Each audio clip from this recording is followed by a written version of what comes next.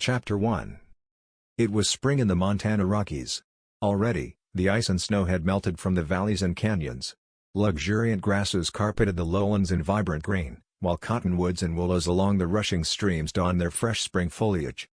On this bitterly cold Friday night in the high notch of Blacksmith Pass, the old engine at the front of the hoof, human, oil and spit Devil Express struggled to pull its mixed cars on the rugged 80-mile journey from Gun Creek Junction to Badwater. Unpleasant odors wafted back to the two squeaking day coaches at the train's rear. The passengers in the smoker, a combined baggage and express car, were a rough bunch. The air hung heavy with the scent of liquor and tobacco smoke. Among them were about 20 men, oil workers, sheep and cattle ranchers, and cowboys in big hats, Mackinaws, bright shirts, and chaps. There was also a towering Native American wrapped in a red blanket who called himself Chief Hair of the Dog, and 8 burly shotgun guards armed to protect a substantial shipment of silver and currency bound for Poison River, the new oil boom town. "This here's like Noah's Ark," grumbled a short, stocky man squeezed against a window in the smoker's western side, a wart the size of a robin's egg on his chin. Cows bawling ahead, hogs grunting, critters howling down the canyon, and us riding along with all sorts, two-legged and otherwise. "I'd bet that fat fellow with the red handkerchief stole horses somewhere. He's the ugliest hog-eyed fella I ever laid eyes on, without exception. Looks like something the Gophers dragged out its hole by mistake." His companion, a tall, clean-cut man, nudged him with his elbow. Bull Walker had clearly imbibed too much. Walker resembled a vagabond cowboy, from his tilted red hat to his worn boots, bent spurs, old Mackinaw, and whiskey-stained green shirt. His scarred face, as ruddy as the setting sun, was made homelier by a fuzzy beard that seemed dipped in red ink. Heavy belts with worn black holsters and long .45s hung from his hips. In contrast, Rip Campbell looked almost like a young preacher seeking a congregation. Tall and lean, he was dressed in all black except for a white shirt with a shiny black string tie. His fair forehead and piercing blue eyes could turn a poisonous green when riled to anger.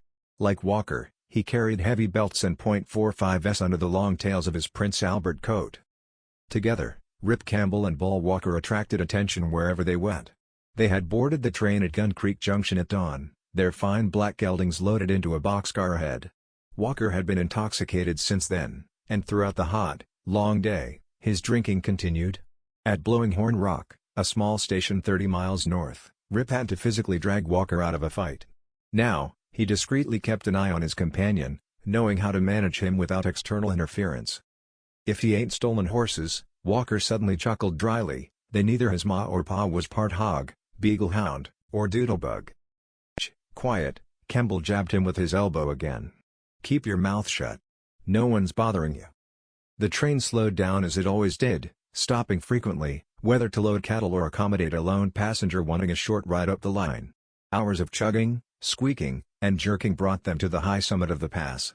As it began its descent, the air warmed, and Badwater would soon be in sight by daybreak.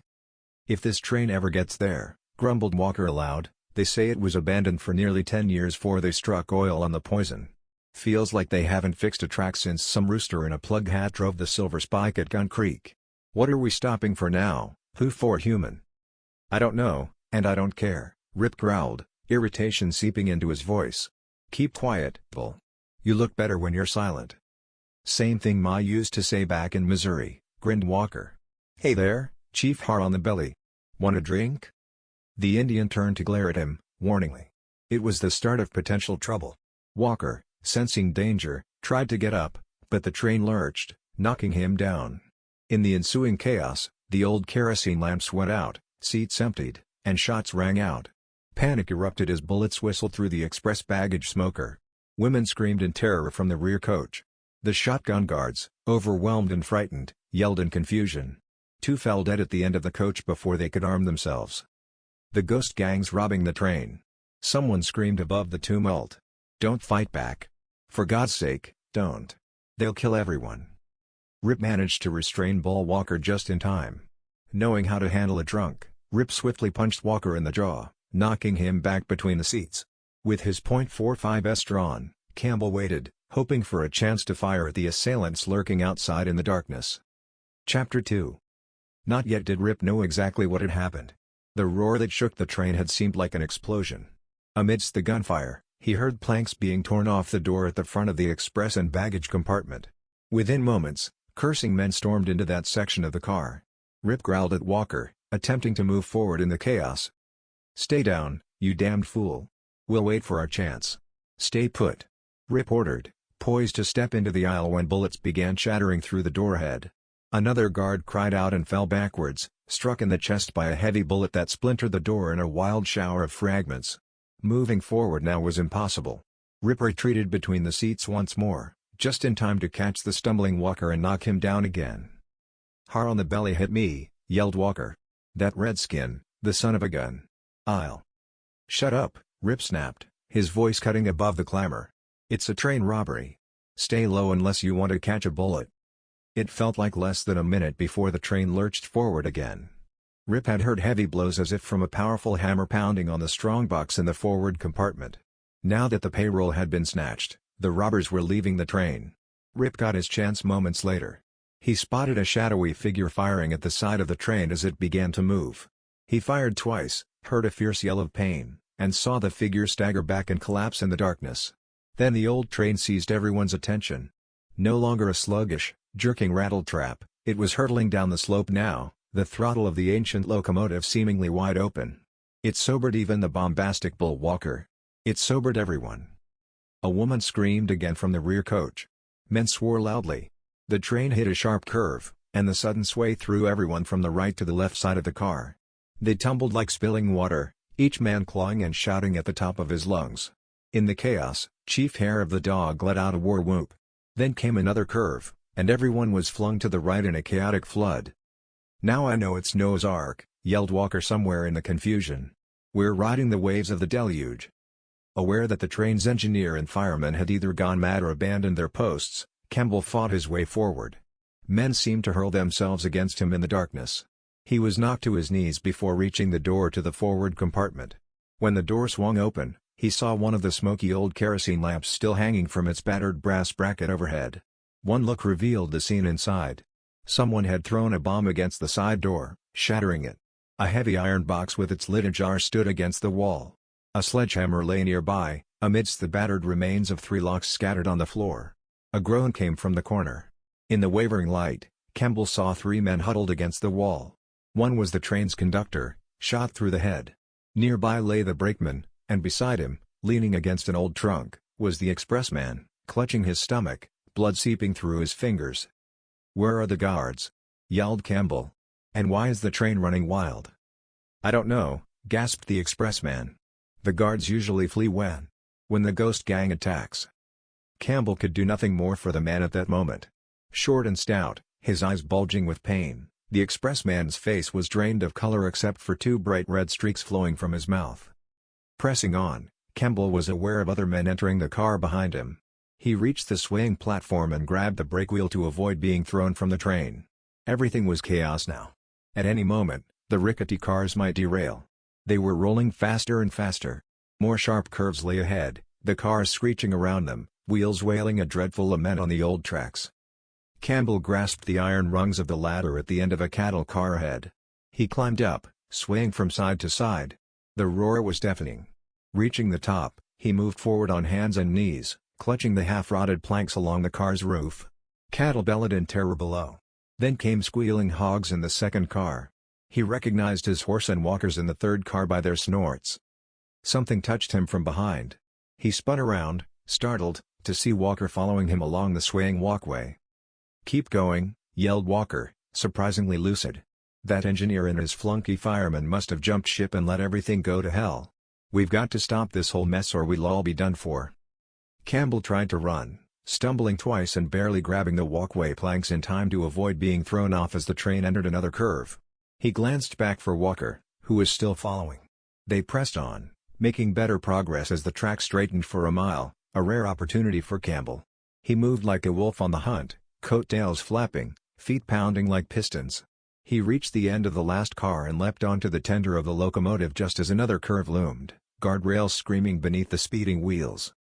Collapsing into the coal in the tender, Campbell reached the locomotive cab. The engineer still sat, grotesque and slumped forward, half out the window. The throttle was wide open.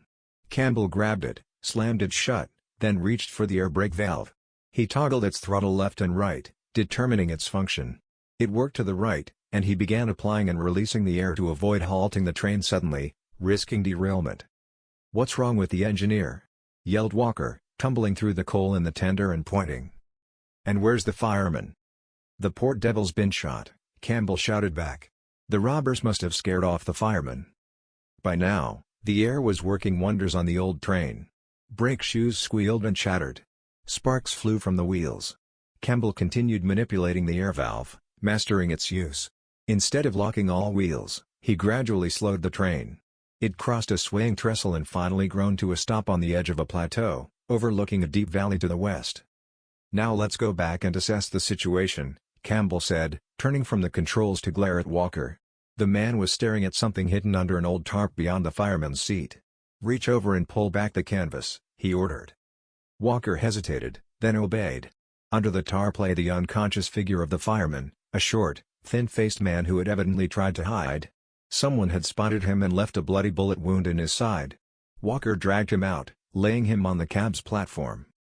"Poor devil didn't stand a chance," growled Walker. "Still breathing, though. How's the engineer?" "Bad. He might pull through, but it doesn't look good unless we find a doctor soon." Campbell had already examined the engineer. The man was alive but unconscious, a large bullet hole in his chest still oozing blood. Campbell and Walker pulled him from his seat, laying him beside the fireman. "That's about all we can do for him right now." Campbell straightened, turning to the cab's right side. "I don't know if I can bring this train into Badwater, but we'll have to try. I can handle this train." A soft voice emerged from the shadows, and Campbell and Walker saw the blonde head of a tall, slender girl climbing into the cab. "I'm Mary Reed. My father owns this railroad, if you can call it that. I'll show you how to fire and keep up the steam." Campbell moved forward to assist her, noticing she struggled with two heavy suitcases. She hesitated, a flicker of fear crossing her eyes as Campbell reached for the cases. Shaking him off, she carried them herself, swiftly taking her place at the engineer's controls. Setting the suitcases down, she grasped the whistle cord, issuing two sharp blasts as a signal the train was moving. "Now shovel in the coal," she directed Campbell. "Keep the fire steady, and keep this old engine steaming. I'll handle the water and drive this train better than any man." Campbell stared, meeting her intense gaze for a moment before she focused on her task, clearly eager to get the train rolling again. Her movements were confident, her hands skilled as she managed the air valve with practiced ease. The locomotive trembled, the exhaust wheezed from the stubby smokestack. Again, she sounded two sharp blasts from the whistle, and the train, its passengers dead and wounded, resumed its journey. Chapter 3. Mary Reed.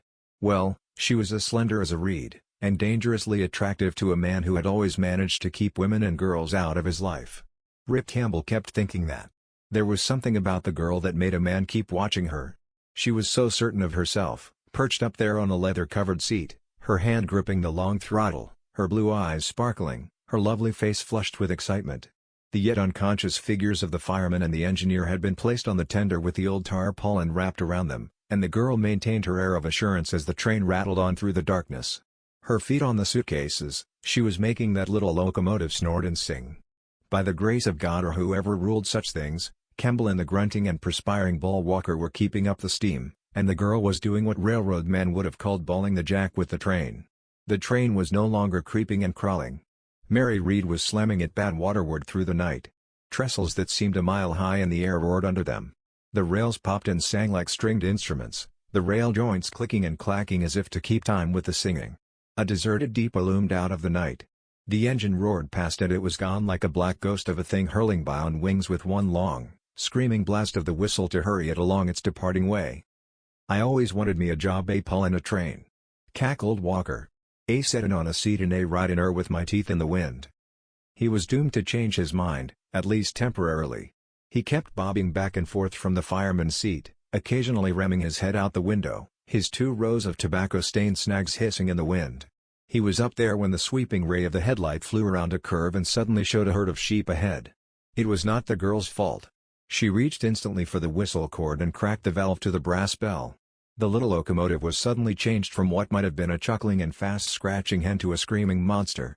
The bell was clanging furiously, and Mary Reed was doing something with that whistle. The jerky, ear-splitting blasts of it were enough to chill a man's spine. It startled the sheep, split the herd. "All gone 'cept two," yelled Walker, still grinning. "They're heading up the track to make it a race. Pour it to 'em, gal.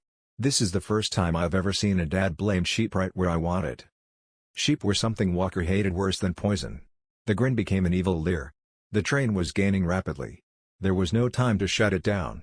Walker's eyes gleamed when he saw the first sheep go down and under. But horror filled his face when the second sheep went up in the air and burst like a bomb in front of the engine. An instant later a flying chunk of the sheep slapped Walker in the face and sent him rolling off the fireman's seat and sprawling down on the apron of the cab with a dazed look in his eyes. "Sheep?" he growled as he stumbled up and hurriedly mopped his face. "If a man done that to me," he glowered at the girl, "I'd gut shoot him sure in hell." They roared on. Hairpin curves rocked them. It was a railroad through the wildest hills a man could imagine. Most of the grades were downgrades now, just as they had been mostly upgrades south of Blacksmith Pass, and where the train had labored and grown south of the pass, the little engine was scooting it along now like a wild mare with the reins in her teeth. The girl kept her left hand on the throttle, opening and closing it. Now and then her right hand was busy with the air brakes. The wind had spilled her hair down her back, making it like a golden banner beating in the wind. Often she turned her head. Campbell saw her look quizzically at him and the grinning monkey on the fireman's seat that had now started to sing some half-forgotten tune. Dawn came at last. It was like a rocket of gray cracking the blue-black heavens of the eastern sky. Like a long, streaking finger the light shot across the sky. It grew into a widening belt looking down on frowning black hills, mile-deep canyons, and fertile valleys beneath snow-capped peaks jumping out of the darkness like ghoulish shapes with shining crowns. In the growing light, the train was like a smoking serpent, the sweeping ray of the headlight waning in the growing daylight. Hellgate Gap came now. It was a little place 15 miles south of Badwater, a lonely cattle shipping point perched on the frowning rim of a mile-deep canyon in the black V of two towering shoulders of mountains. Here was a station agent and telegraph instruments to send messages up and down the line, the first opportunity for such a thing since Blacksmith Pass. The agent stood in front of the shack of a depot, a tall scarecrow of a figure, his uncropped mop of hair blowing willy-nilly in the wind. Campbell thought that the girl would at least slow down the train. He saw her crack the throttle a few notches wider. The little locomotive already seemed to be flying. It jerked into a faster run. The girl sawed down on the whistle cord, filling the mountains and hills with one lonesome blast of sound. Then Hellgate Gap was at hand, and Campbell saw the girl lean far out the window as she released the whistle cord. He heard her scream to the startled agent. "Telegraph ahead. Robbery. Have doctors meet the train." Then Hellgate Gap was gone with the scarecrow figure running into telegraph. Another bridge loomed. The train hurled across it as Campbell bailed in the coal. The girl kept that hand of iron on the throttle, and Walker grinned his black-toothed grin out the side. It was hills and more hills now.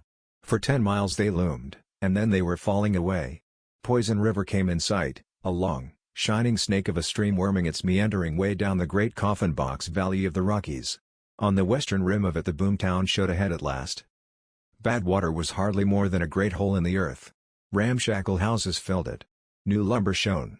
Oil derricks stood like black skeletons and spidery shapes casting weird shadows on the ground from the first rays of the rising sun. Even from the distance it looked like a mean, gun-fighting hole spread over niggardly, shale-strewn earth that had already gained a reputation far and wide as 60 acres of hell and bloody damnation. The journey's end. The girl's voice was dog-tired, and Campbell looked up at her quickly. Already she had closed the throttle. The little train was shuffling into Badwater and the grimy depot on the eastern side of the track. A crowd was there, lining the cindered platform. Among the men were doctors and nurses. Mary Reed allowed the locomotive to glide on. As it passed the depot a tall, black-haired man of 50 swung aboard. "This is my father," explained the girl simply. "I don't know the names of these men, Dad, but they helped to bring the train through." And it was robbed again. The man's voice was almost a scream. "They hid it somewhere." "Just after leaving Blacksmith Pass," cut in the girl wearily. "But this time we fooled them with iron washers and wads of paper. The payroll is under my feet. I brought it through. It worked, Dad, having me planted in the compartment next to the engine." Chapter 4. Shouts, cries, and yells set the pace for the next half hour as dead and wounded were hurriedly unloaded from the train. Badwater was like a town gone raving crazy with excitement. Rip Campbell and Bull Walker were completely forgotten in the noise and confusion. William Reed, the girl's father, had gripped their hands, mumbled something in a trembling voice, and ushered the girl away with the heavy suitcases. The downcountry engineer of the twice-a-week train service between Badwater and Gun Creek Junction took charge of the engine. Soon the ears were being switched to a siding, and Campbell and Walker went to see about their horses. The boxcar the animals were in was shunted beside a cattle pen, and the horses were unloaded. It was while Campbell and Walker were saddling that Campbell noticed a group of men standing at the edge of the crowd on the cindered platform of the depot. Even as Campbell studied the group, he saw a huge, moon-faced man in gray push forward. He had a glittering star on his buckskin vest and a pair of silver-mounted six-shooters at his bulging hips. "I think," frowned Campbell, watching the man from the corners of his eyes, "that the Honorable Law is now coming forward to ask us a few questions." "I'll do all the talking, Bull." "Go to it, and it'll please me," growled Walker. "I never did take pleasure in talking to a law squirt. They more or less gagged me worse than the mutton did when the gal slapped the sheep into 40 chunks with the doodle-doo." The lawman was coming on. At his heels were 7 other men, one of them a tall, shaggy-looking fellow with buck teeth, a long, hooked nose, and huge, ogling black eyes. He wore the star of a deputy sheriff on his vest and had a pair of black-butted .45s at his hips. "Name's Gant," announced the big man when he strode up and came to a halt 10 feet away with his little mob behind him. "Bob Gant, Sheriff of Badwater. I'd like to talk with you fellows. Miss Reed gave you a fine send-off for your help, but she doesn't know very much about you. Not enough to suit me. As sheriff of this town, I like to have something I can tie to when strangers blow in." Considering all the floaters that must come and go in Badwater, the hint of a grin streaked Rip Campbell's face. "Hunting things to tie to among them must keep you a very busy man, Gant." The sheriff's eyes narrowed ever so slightly. "At times it does. But, to be damned plain about it, that's my business, mister, so don't get smart. Where are you men from? What are your names? What are you doing in Badwater? How long do you expect to stay? Have you money enough to keep you?" The questions were as quick as a cracking .45. "And does anybody in Badwater outside of Miss Reed know who you are?" Gun Creek Junction. Campbell's answers were made in the same clipped tone. "Campbell and Walker. Saddling a couple of horses. Don't know yet. Not on charity. Nobody." "Smart fellow," snapped the sheriff. "2 of 'em," put in Walker, squirting a streak of tobacco spittle close to the big man's feet and hitching up his old cartridge belts. "You maybe sorta forget that I'm here." "All right, that's fine." The sheriff took a step backward, a peculiar smile hardening across his face. "We like smart people in Badwater. Some get along, and some don't." "What line of work?" The eyes again narrowed as he looked back at Campbell. "Do you men follow?" "Cattle or horses," answered Campbell. "You might pass for a cowpuncher." The sheriff eyed him up and down. "I'd say, however, that you look more like a gambling man. That goes only for you. As far as your part, he looks like a sheep herder and might even be able to slop hogs if the directions for spilling the swill were written on the bottom of the bucket. Why, the hog-eyed son of a polecat, I'll jar your." "Easy, you." Campbell caught Walker just in time. He jerked him back and stepped toward the lawman. "And you might go a little easy, too." He looked straight into the sheriff's eyes. "Instead of standing here trying to pick a row with us, you might be trying to round up the ghost gang for shooting men down in cold blood and attempting to rob that train last night." "Now just a minute," cut in the sheriff, his face suddenly red with anger. "I'm the law here, the whole law, and the only damned law in Badwater. I know my business. I have a right to browbeat people, yes." Campbell cut in coldly. "Well, save it for someone else, Gant. I don't like your looks, and if my nose tells me anything, you stink of something that's been dead too long and left out in the weather without the benefit of a proper funeral. Let's go, Bull." It was an insult when Campbell turned to his horse and swung himself into his big saddle. The sheriff stared, his mouth sagging open with surprise. Walker grinned and swung himself into his saddle. They turned the horses abruptly and rode on across the tracks, leaving the glowering lawman too amazed to speak. "And that's the way you usually do it," chuckled Walker. "Get us both in bed the first day in a town. Some people can't keep out of hot water, and you're one of 'em, Wyoming. We came to Badwater to get in trouble. So I'm kinda suspecting." A hard grin crossed Walker's face. "Still, I ain't yet plumb hog wild about this town." It was a mean hole when they reached the main street. The stench of oil filled the air. Oil derricks were everywhere. Ragged tents and new board houses were jammed into every conceivable spot. Here and there were tents, some of them gambling and drinking dives, others dance halls. "Gunmen all around, Bull." Campbell spoke from the side of his mouth as they turned up the street. "A nice town. You'll like it before you're here very long. Well, again I'm saying you were the one that wanted to come to Badwater, and again I say here you are. It was hours later when Bull Walker growled that in a dingy room over the old livery stable on the west side of the main street, a bare-walled, dirt-streaked window of a room with lean-to bunks against the wall. It was costing the two men $4 a day for a place to hang their hats in this hole in the western bank of the Poison. Ham and eggs for two hungry men had been $1 a throw. By main strength, Campbell had kept Walker out of the saloons. He had sauntered up and down the dive-infested street and had found Badwater looking more and more like the devil before daylight. The only thing I've seen so far, Walker growled on, that sort of takes a shine to my honorable eye and kind of gives me a tickling in my brisket is the little chunk of sweetness up the street with the 12-foot bull snake wrapped round her neck. Campbell nodded. He had seen that chunk of sweetness at the upper end of the street where the gaudy canvas walls and roofs of a huge street carnival occupied a place of business like the spread-out tents of some wild Arabian caravan at the head of the town.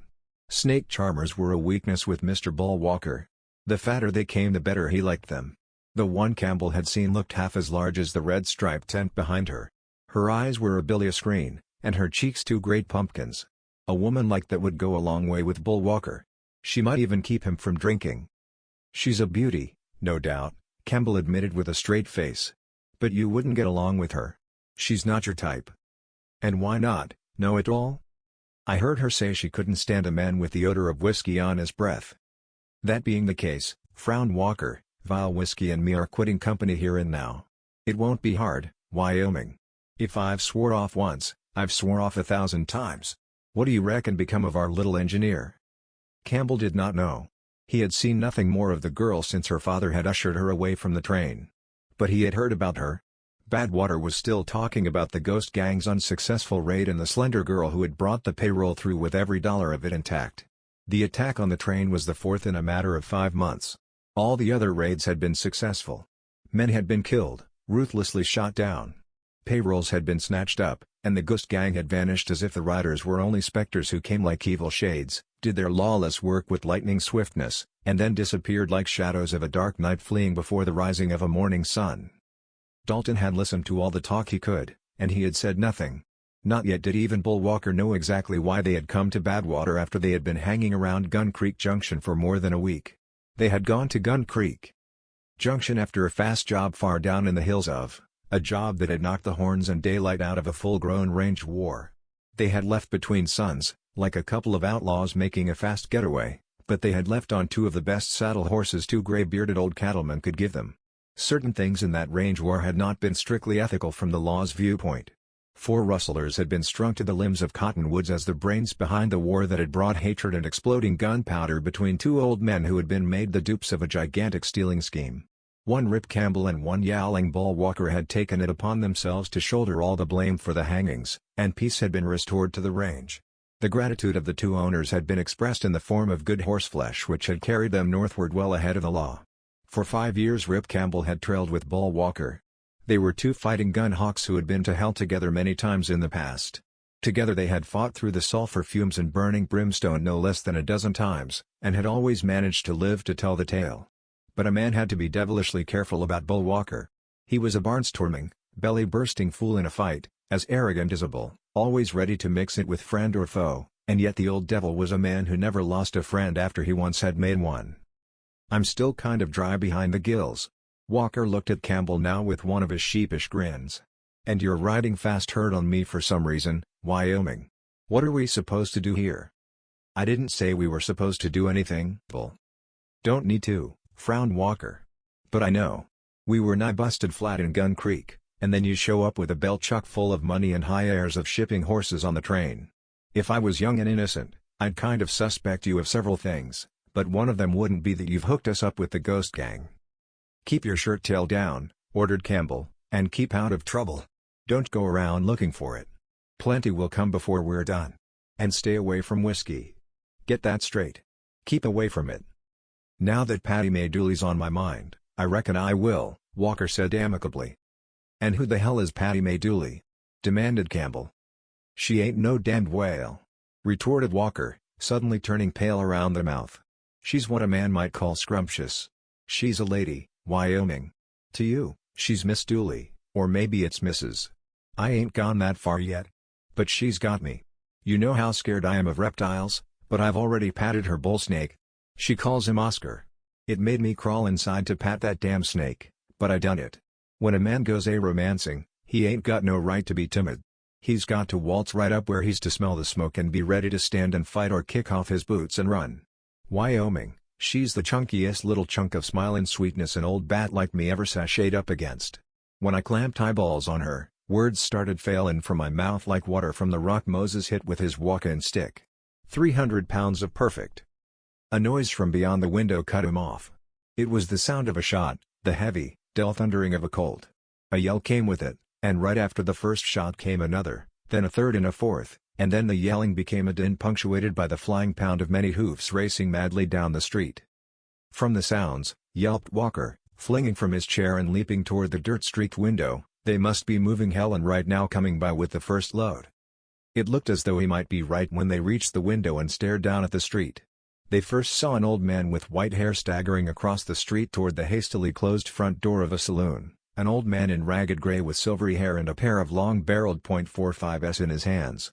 They saw him go down to his knees, shake his head, and fire 2 quick shots at somebody up the street, and then everything was blotted out by the roar of hoofs and the thunderous burst of wild shots, the yelling from angered riders, and the slap and smash of bullets with women screaming from the doorways of dives and turning to flee like cats suddenly frightened out of their wits.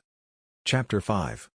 Rip Campbell had never seen a tougher-looking crew than the 12 fighting men who came galloping down the street on half-outlaw horses, with the dust swirling around them like a cloud. They were a hardened bunch, yet something about them marked them as a disciplined fighting gang. They rode down the street and formed a protective circle around the silver-haired man who had twice fallen to his hands and knees outside the saloon. Campbell watched as one of the riders reached down, pulled the old man to his feet, and hoisted him across a horse's saddle with practiced ease. Then, without missing a beat, the gang surged forward. They shot their way down the street for another 50 yards until they reached a buckboard hitched to 4 large buzzard-head horses outside a general store. A tall, black-haired girl in riding gear appeared, hurriedly climbing into the driver's seat. Campbell saw her being surrounded by the men. The rider carrying the old man swung in close and tossed him into the buckboard. Laden with supplies from the store, the buckboard raced out of town with urgency. "They're shooting up the whole town, Wyoming," yelled Walker, his excitement palpable. "Let's unlimber our fighting tools and join the show." "Keep out of it, you old fool." Campbell managed to catch him in time. "We don't know what's going on yet. But Patty May might get killed. If she does, they'll need to make 2 trips to the graveyard," Campbell retorted, somewhat enjoying the spectacle of 12 gunmen taking on an entire town. It didn't matter who they were or what they were after, they were on a mission and had the guts to see it through. Campbell witnessed 2 of the gunmen slump in their saddles as a burly, black-bearded man emerged from a saloon doorway, firing a sawed-off shotgun into the crowd. Moments later, he crumpled to the ground, struck by 3 bullets from an unknown source. "Well, I'm starting to like that bunch myself," bellowed Walker. "Whoever they are, they know how to handle themselves in a fight, Wyoming. And look over yonder, that sneaky deputy trying to get a shot in from behind them. Look out, fellas." Before Campbell could stop him, Walker flung open the window, stuck his head out, and began yelling at the horsemen. "Look out behind you." 2 riders immediately spun around. They fired their heavy .45s just in time, catching the deputy sheriff as he aimed his Winchester. The lawman staggered backward, then fell to the ground. "And now the gang's clearing out," yelled Walker. "Good luck to you," he shouted even louder, and one of the riders turned in his saddle, waving back. Then they were gone, the sound of hooves drumming like a cyclone, with 3 of the men riding low over their saddle horns as they sped off after the buckboard disappearing over a rise in the distance. "Now we'll probably hear more from the law," remarked Campbell as they turned away from the window. "I believe they call it aiding and abetting when you shout like that and get a deputy killed who was about to shoot others in the back." "What do you think they were fighting about?" asked Walker. "We'll probably find out soon," replied Campbell, already heading for the door. "Come on." He led the way down the musty stairs and out the front door of the old stables. A quick scan up and down the street confirmed that the battle had been just as fierce as it had appeared from their vantage point. "Looks like the Sing and Oregon Pass gang," exclaimed a tall, hook-nosed cowboy from the surrounding rangelands. "That was old Silver Dan himself they took down. Budge Todd, the big fella lying over there by the saloon, started it from behind. Didn't give Silver Dan a chance at all. Bud's killer Bob Gant's top gunman, or was until now. But I'll bet, by gosh, Gant's lawmen wish they hadn't started it. They should have known the main gang was laying back, watching as the old man and his girl came to do their shopping. "Who's Silver Dan?" inquired Campbell as crowds gathered around the dead and wounded men lying in the street and doorways. "You don't know Silver Dan Sneed and his gang?" The cowboy regarded him with surprise. "I'm a stranger in these parts," Campbell admitted quietly. "Just arrived this morning." "Oh." The contemptuous look on the cowboy's face transformed into a grin. "I know you and your partner now. I saw you at the depot when the train pulled in. You're the fellas who stopped the runaway engine and helped Mary Reed bring it in." He extended a rough hand, weathered from years of ranch work. "I'm Splint Riley, been out here 20 years all the way from Hatchet Spur, Missouri." "You didn't have to mention Hatchet Spur," Walker chimed in, shaking his hand. "Those Missouri boys are found everywhere. Why did you leave Hatchet Spur?" "Name's Walker." "That's a long and sad tale," the cowboy grinned. "But I never forget a face. If you're not the Bull Walker I knew back in Hatchet Spur, then I'm a liar." "The name isn't Bull," Campbell intervened, noticing Walker's discomfort with this tall, rangy cowboy. "If that's the case, I apologize quickly," the cowboy clapped Walker on the shoulder. "I don't think any Hatchet Spur Walker, low down as they were, would appreciate being called Bull. He was the devil himself, horns and all." "He was a scoundrel, no doubt," Walker admitted, nudging Campbell to keep quiet. "But if you're Seth," he continued, "then surely you haven't forgotten me, even if you and I have changed over the years." "Your face does look familiar," Walker conceded weakly, "but names and faces tend to slip my mind these days." "Just like the $8.95 you owe me, maybe," the cowboy said wryly. "For helping you drive off a bunch of hogs one night. That's why I had to leave Missouri. The owner showed up after you sold them, leaving me to watch the wagon and team." "I think we should talk later," Walker said uncomfortably, edging away in the crowd. "I don't like discussing the past in a crowd." "Wait." Campbell caught Splint Riley's arm before he could follow Walker. "What about this Silver Dan?" "Oh. I forgot," the cowboy scratched his head. "They're Singin' Organ Range folks, like I said. They own all the land north of the pass. Outlaws in the eyes of the law, always have been, I reckon. They came in for supplies today, and Gant tried to wipe them out, as usual.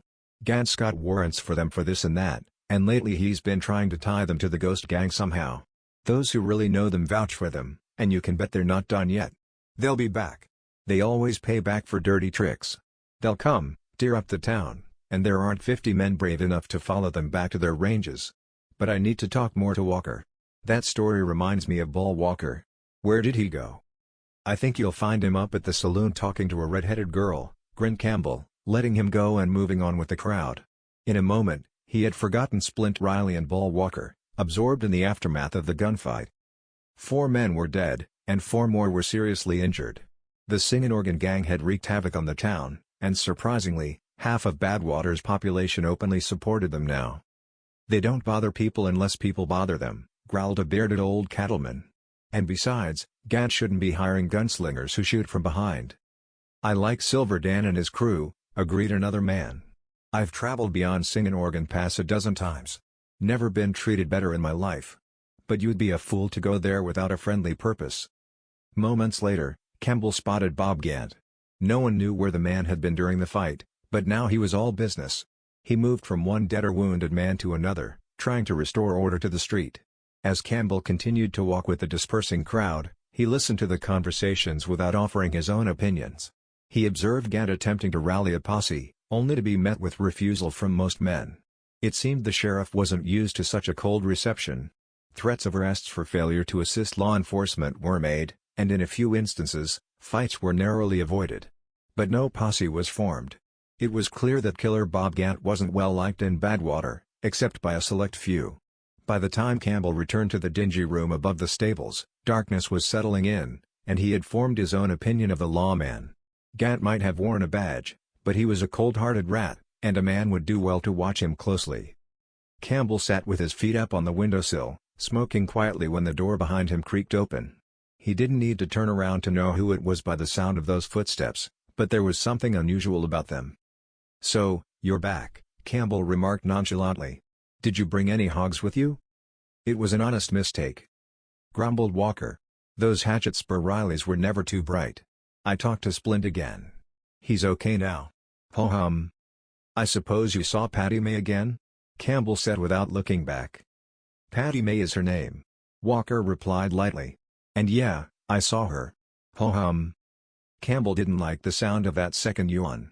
Slowly turning around, his eyes widened. The Bull Walker he had known just a few hours ago was not the same man who now stood before him. He had gotten a haircut and a shave, the latter adding a hellish pink hue to his already ruddy complexion, making it shine like a harvest moon. Moreover, he was dressed to the nines. His ginger-brown suit had wide plaids that looked as if they were drawn with rattlesnake venom. His worn hat was replaced by a high-crowned black derby. Campbell couldn't help but notice the most surprising detail: Walker's run-down boots were gone, replaced by flashy red sandals. "I can't believe what I'm seeing," Campbell shook his head in disbelief. "It's beyond me." "I'm not the only one," chimed a voice from the doorway. "I can't quite believe it yet either." The door swung open silently, revealing Sheriff Bob Gant with his silver-mounted six-shooters drawn. Behind him were 6 heavily armed men, with sawed-off shotguns at the ready on either side, aimed at the room. "Easy now," smirked the sheriff wickedly. "You two are under arrest. Reach for a gun, and we'll blow you both to hell." Chapter 6. Busby glanced at Rip out of the corners of his eyes. If Campbell had given him even the slightest hint of their old fighting signal, Bull Walker would have gone for his guns to shoot it out with that mob in the doorway. Even with the sheriff's shiny six-shooters covering them, and those menacing shotguns aimed in their faces, Walker would have taken the risk. Memories flashed to him of situations just as dire, times when he and Rip had shot their way out of traps with guns pointed at them, situations that demanded foolhardy chances. But Campbell surprised him. Walker caught a glimpse of his eyes. They were cool and blue, with the hint of a twinkle. The poisonous green anger hadn't surfaced yet. Though Campbell's lips curled as if with anger, his eyes contradicted the expression. Rip Campbell was actually pleased about this turn of events. Bull Walker could read it in his face. And Campbell remained pleased as they were marched up the street to the old log jail behind Hardblat and Hornblower's carnival tents, the most spectacular attraction in town. It rankled Walker to the core. Out of the corners of his eyes, he could see Patty May Dooley's fuzzy red head peeking over the canvas wall of the snake pit. It didn't sit right. For a brief moment, anger toward Campbell consumed Walker. He glowered at him, then returned his gaze to the ground as they trudged on. Rip had something up his sleeve. That much was certain. Bull Walker trusted him like he had never trusted another man. Through thick and thin, you could ride out with Rip, and things would work out. Before he'd met Campbell, Walker had never sat with his back to a window or a door. Campbell had changed all that. With Rip around, a man could settle into any godforsaken place, knowing he had someone keeping an eye on things. At times, when feeling especially generous, Bull Walker credited Campbell with having a few brains beneath that curly hair of his. Always, he gave him credit for being a man of steel, clean-shaven and boyishly handsome, tough as nails, a real man full of fighting spirit. The best thing to do now was to keep moving and keep quiet, but it chafed Bull Walker something fierce to do so. Bob Gant hadn't confiscated their guns. There was some significance to that move. Either Gant was giving them an opportunity to reach for their guns so he could gun them down, or he was just plain stupid. Walker couldn't see it any other way. With one of Gant's men hurrying ahead to open the door, they crossed the short front porch of the jail and were herded into the large, dingy office. Guns still trained on them as they were pushed into chairs against the wall, Gant strode over to his desk in the corner. "In a few minutes, we'll see what we see," exclaimed the sheriff, easing his heavy guns onto the desk, their dark barrels still pointed at his two captives. "I make it a point to speak with strangers, and I'll make you two believe it before I'm through. What's your full name, mister?" He looked at Walker. "Let's have it." "I only speak Russian." Walker smirked. "My partner here only speaks Greek. You look like a man who speaks Pig Latin." "Shut your mouth," snapped the sheriff. "When I look at you, in that wind-catching derby and that $4 suit, I feel pity. How long have you known Dan Sneed?" "He doesn't know him or anyone connected to him," said Campbell, cutting in. "I'm not talking to you." The sheriff's bullying voice could be heard halfway down the street. "Keep your damned mouth shut." "Now, wait a minute." Campbell stood up, and Walker saw the old green venom in his eyes. "We won't start like this, Gant. I'm a man, and you're supposed to be. Don't try to crowd me. You may have your gang of gun rats around you, but if anything starts, I'll be the first man to kill you." "Duff, eh?" sneered the sheriff, but Walker noticed the bluster had left him, and his face had turned sickly yellow. "Fine. Sit down. We'll talk." All I want is answers to my questions, and I usually get what I want." The sheriff leaned back in his chair, and the interrogation began. Gant was stubborn as a bull about it. Campbell spoke all right, but he was lying through his teeth. Lying was not Rip Campbell's style. Walker sat there, his face as impassive as marble, hearing his partner confess they had just been released from a penitentiary in the Southwest. Rip was playing a game here. For long stretches, he seemed to get along famously with the lawman, then flashes of anger surfaced. Gant tried his hardest to corner Campbell, but got nowhere. What amazed Walker most was how Campbell managed to keep his temper and lead the sheriff on with lie after lie. It was an hour of verbal jousting until finally, the sheriff slumped back, exhausted. He reached for a pad and pencil, jotting down notes for 5 minutes. Then he folded a letter neatly, slipped it into an envelope, sealed it, and handed it to one of his men with whispered instructions.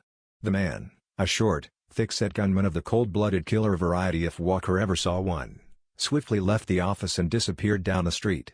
15 minutes later, another man walked in. To Walker, he looked every bit a lion. He was a massive man in his 50s, broad-shouldered and barrel-chested, impeccably dressed in black. His upper lip was unshaven, a red beard swung from his chin, and a fat cigar dangled from the corner of his mouth. His bushy, reddish hair resembled a lion's mane. Walker didn't see any guns on him, but something told him weapons were concealed somewhere within that robust frame or beneath the tails of his long coat. "Well, I see you brought them in," exclaimed the man, glancing from Walker to Campbell, then back at the sheriff. "What do they know, Bob?" "They're not very cooperative, Dr. Hardblatt," the sheriff forced a thin smile. "I haven't gotten to the bottom of it yet. I know how to handle this. I used to be a guard in a prison mine, and we learned to use the bullwhip back then. They're both under arrest." "Arrest?" The big man spun around, yanking the cigar from his mouth. His voice turned harsh. "For what?" Well, stammered the sheriff, rising awkwardly, "you said they might." "Might, hell," snapped Dr. Hardblatt. "I asked you to interview every man and woman who came in on that train. I asked you to ask them about what they might be able to tell us about the ghost gang last night. Personally, I don't give a damn about the Sneeds as individuals. I just want to know if they're linked to the ghost gang. Hardblatt and Hornblower have offered a $20,000 reward for the capture or elimination of that gang. My God, man, we can't even risk taking our shows out of bad water until the ghost gang is neutralized. And here you go, like a damned fool, dragging these men in here by their heels." "I did what I thought was best," the sheriff growled now. "I tried to be decent when I tried to talk to them this morning." "You wouldn't know how to be a gentleman at anything, Gant." Walker saw Rip rise to his feet. "You're just an ordinary fool with a badge. If this is all you want from us, we'll be going." "You won't be going just yet, gentlemen." To Walker's surprise, Dr. Hardblatt turned to Campbell with an outstretched hand. "First, allow me to apologize for this outrageous injustice." Chapter 7. Darkness had settled long before they left the jail. Bull Walker was still perplexed. He couldn't make sense of Rip Campbell at all. Rip had even lied to Dr. Hardblatt, who seemed like a decent fellow. Hardblatt had stepped right up and taken their side. The things Campbell had told him and the intimidating sheriff could have gotten them hanged in most places. "And my name ain't Walker. At least not for real. I'm Lem Patton. And your true name's Gallagher, Bent Gallagher. Where'd you pick up those names, wandering in Wyoming?" "Off a wanted poster," answered Campbell, a hint of a grin tugging at the corners of his mouth. "Gallagher and Patton were wanted in Texas a few years back. They got picked up, did time in prison just like I told Gant, and I reckon they're wanted elsewhere now." "And maybe there's a bounty on them," exclaimed Walker. "How do you know there isn't? And what's to stop Gant from tossing us in his jail to collect some blood money? You've just about convinced them we're a pair of horse thieves, and that's making me uneasy, Wyoming." "Horse thieves," Campbell muttered under his breath as they passed a group of men, "might find a warmer welcome in Badwater than a couple of troublemakers, especially when one of those troublemakers is stricken with what they call love. Lord, Bull, you look like a real dandy in those clothes. Let's go take a look at the horse." "What horse?" "The one in the snake pit," grinned Campbell. "Not just yet," growled Walker. "I need to get used to these duds first. Brand new fancy clothes make a man feel stiff until he breaks them in a bit. I think I might need the seat let out a bit. I busted the seam when I bent over earlier." They were both hungry again, so they headed down the street. They turned into Idaho Mag's, a place on the east side of the street. Campbell led them to a quiet table in the shadowy southeast corner of the long room, strategically avoiding any windows or doors immediately behind them. "Now spill it," demanded Walker in a hushed tone as they started on their stakes. "You've got something up your sleeve, Wyoming." "How much have you told Patty Wanzi about us?" Campbell asked in a low voice. "Look here now," Walker growled, "I may look like a fool, act like a fool, and I may even be a fool, especially when I'm hanging around with you, but I don't spill everything I know to my women. Patty May knows me as some kind of hotshot heartbreaker who boldly drifted into her life today. I plan to court her sweet and proper, maybe even marry her if and when she decides to settle down with a gentleman. That is, if I don't find you doing something that gets us run out of town without a chance to say goodbye, as usual, Wyoming." "Well, we're due to get run out again." "I don't follow you," frowned Walker. "You're acting like a fool and talking like two of them." "Let's talk about the weather," ordered Campbell, glancing up as three burly men with heavy guns holstered at their hips walked in through the front door and scanned the room before seating themselves at the counter. "I reckon I fooled nobody but you when we were playing games with Killer Bob Gant," Campbell continued after a brief pause, glancing again at the three men who had entered. "Gant's crude but smart in his own way. He won't wait long before making a move on us. Keep that in mind and steer clear of dark alleys." "Monday's going to be a big day in this town," Campbell went on before Walker could respond, keeping an eye on the three men. "It's payday. Today might be the time, but Monday's the day. I've gathered that it's William Reed's orders. He owns a lot around here and set Monday as payday to avoid the Saturday night and Sunday binges that leave half his oil crew unfit for work on Monday mornings. There's plenty of drinking tonight, plenty happening already, but thanks to your Patty May, you're doing well. Phew. We've got our work cut out for us. This might be our toughest job yet." Before he could say more, Splint Riley entered through the back door near the stove. He paused, glanced at the men at the counter, and spoke in a guarded tone, barely moving his lips. "Watch yourselves." Riley walked on without another word, a hint of a grin on his withered face as he looked from Campbell and Walker to the menacing men at the counter. Halfway to the head of the counter, Riley stopped and spoke casually to the thin-faced night waiter. "Haven't seen Tick Jones or any of the boys from the Flying Crow tonight, have you, Skeeter?" "Not a one, Splint," the waiter replied. "They might show up later." "Hope so," Riley grinned. "If they do, tell 'em I'm looking for 'em." Campbell saw Riley nod nonchalantly at the three men, and one of them scowled at him as he walked out the door. "Your friend," whispered Campbell, "seems to be on our side, whatever the game is." "Splint would be," nodded Walker. "Whatever you're talking about. I had to convince him I'm Bull Walker, or I'd have to fight him or pay $85 for Cousin Seth's hog rustlin'. All them Hatchetsburg Rileys were stubborn when they thought you owed them money." They finished their meal in silence, but Campbell kept an eye on the men at the counter. The trio lingered over their coffee, shooting occasional glances towards Campbell and Walker with thinly veiled malice. Campbell could tell they were talking about them in hushed tones whenever the waiter moved away from their vicinity. Finally, they got up, adjusted their belts, and strolled out. Neither man looked back until they were through the front door, but Campbell caught a glimpse of a turned face and a sneering smile full of white teeth. "And now we make ourselves scarce," declared Campbell, motioning for the waiter to settle their bill at the table rather than the counter. "I think the game's about to begin." "But I still don't get it," began Walker. "Trouble seems to be brewing for some unknown reason, and for once, you're avoiding a fight and—" "Shut it," ordered Campbell. "We're going out the back door. Stay sharp as we go and be ready to draw your guns." They barely reached the back door when gunfire erupted. Two flashes of flame tore through the darkness from the corner of a dilapidated log cabin 50 feet behind the restaurant. One bullet struck just above Campbell, splintering the door casing. The other hit the side of the door, ricocheted inside, and tore through a stack of dishes on the counter, sending the waiter into a shriek of terror. Campbell and Walker flung themselves into the darkness, pistols in hand. Chapter 8. For an instant Campbell was sure that Splint Riley had played his own little part in the trick. The three burly gunmen had deliberately drawn attention to themselves, their leering faces indicating they sought trouble. They had diverted attention to the front of the building. Any man would have expected them to wait on the makeshift board sidewalk just beyond the front door. Any man wanting to avoid trouble would have slipped out the back door. And here was the trap, all set and sprung. But there was no time now to ponder. A third and fourth flash of fire leapt from the shadows of the hut, and suddenly Campbell and Walker were returning fire, guns blazing and their roars echoing through the night with each shot. There could not have been a better man in a fight than Bull Walker. Campbell had never fought shoulder to shoulder with a man who could handle himself so well. Walker moved with the agility of a dipping and darting bullbat, his form rocking to the right and left, his hat bobbing, hands swiftly drawing his guns. A man went sprawling beside the log hut, a tall figure in dark clothing. Claw-like hands and long arms flung out on either side of him, and a pair of six-shooters bounced on the ground. Then Walker killed the second man. A shot from Walker's heavy Colt sped forward, striking the would-be murderer high on the forehead. The man careened out of the darkness, collapsing before he could hit the ground, Walker drilling him with 3 more bullets before he could fall. "All right, let's get out of here." Campbell's voice was cold and hard as the echo of the last shot faded. "Come on. This job's done." "Not if I can spot another bahunk to shoot at," snarled Walker. "I don't like men ambushwhacking us from the dark, Wyoming." "Come on, damn it."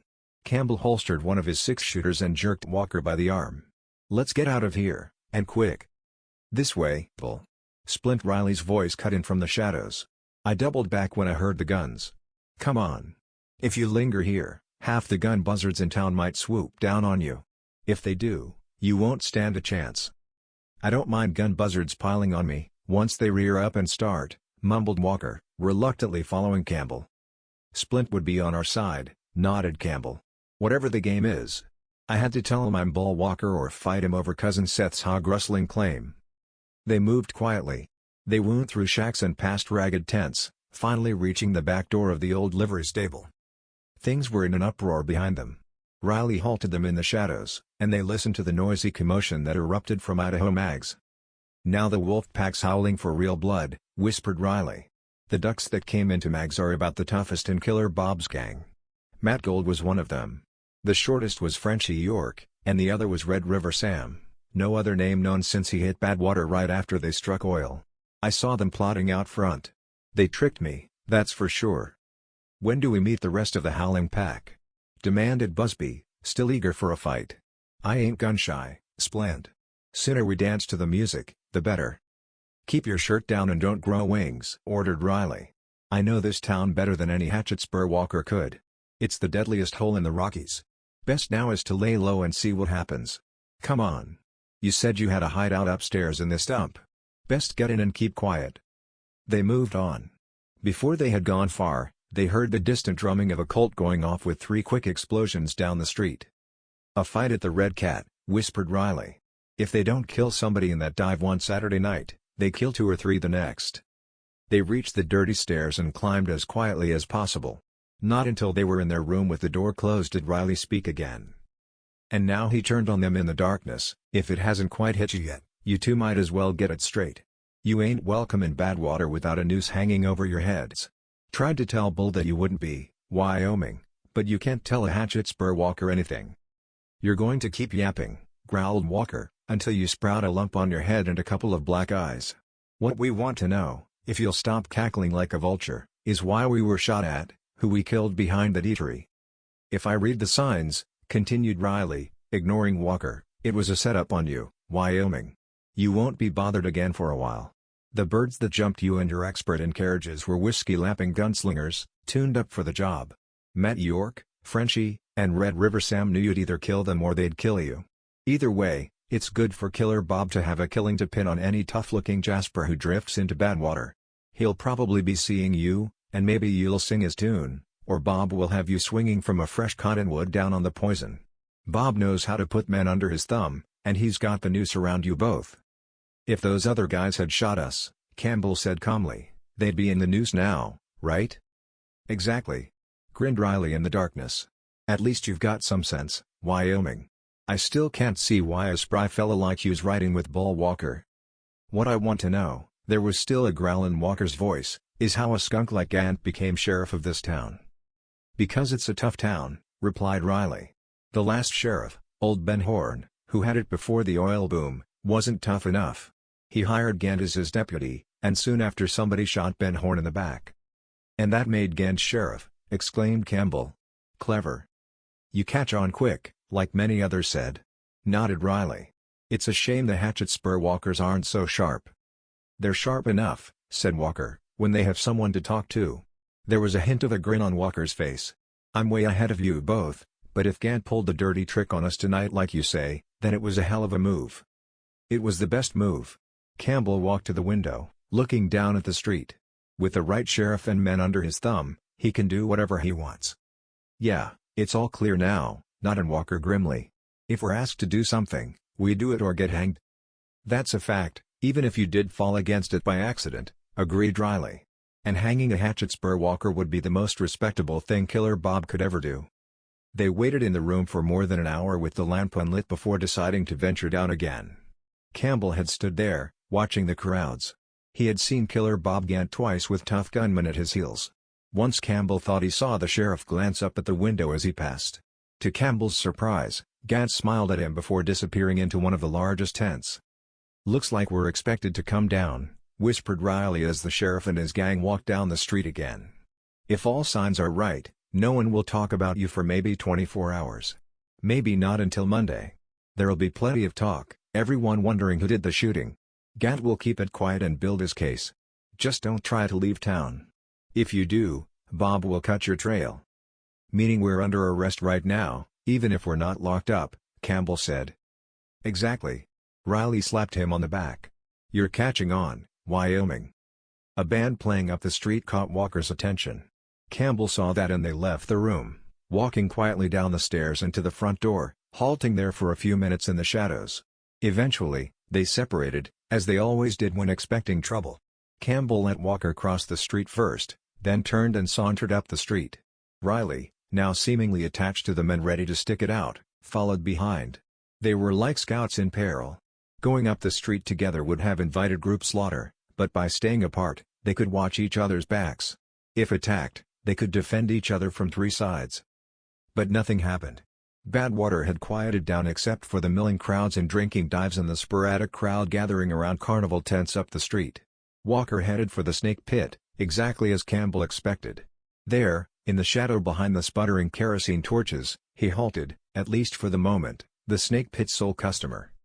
Campbell stopped in front of the Indian medicine show, the magic elixir of life, and saw Chief Hair of the Dog standing with his arms folded haughtily across his chest, a massive war bonnet with feathers swaying in the breeze, and a blanket draped around him the color of sundown.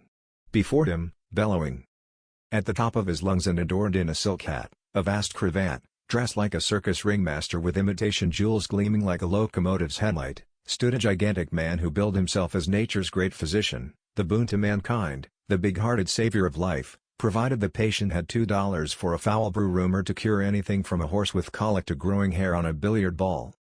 Dalton scanned the area and saw Splint Riley.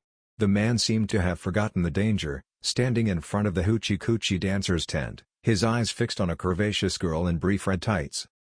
It was the usual old-fashioned street carnival. Half of Badwater had likely seen everything in every tent a dozen times, and yet it was the only place besides a saloon, dance hall, or gambling den where a man's hard-earned money flew away like startled birds.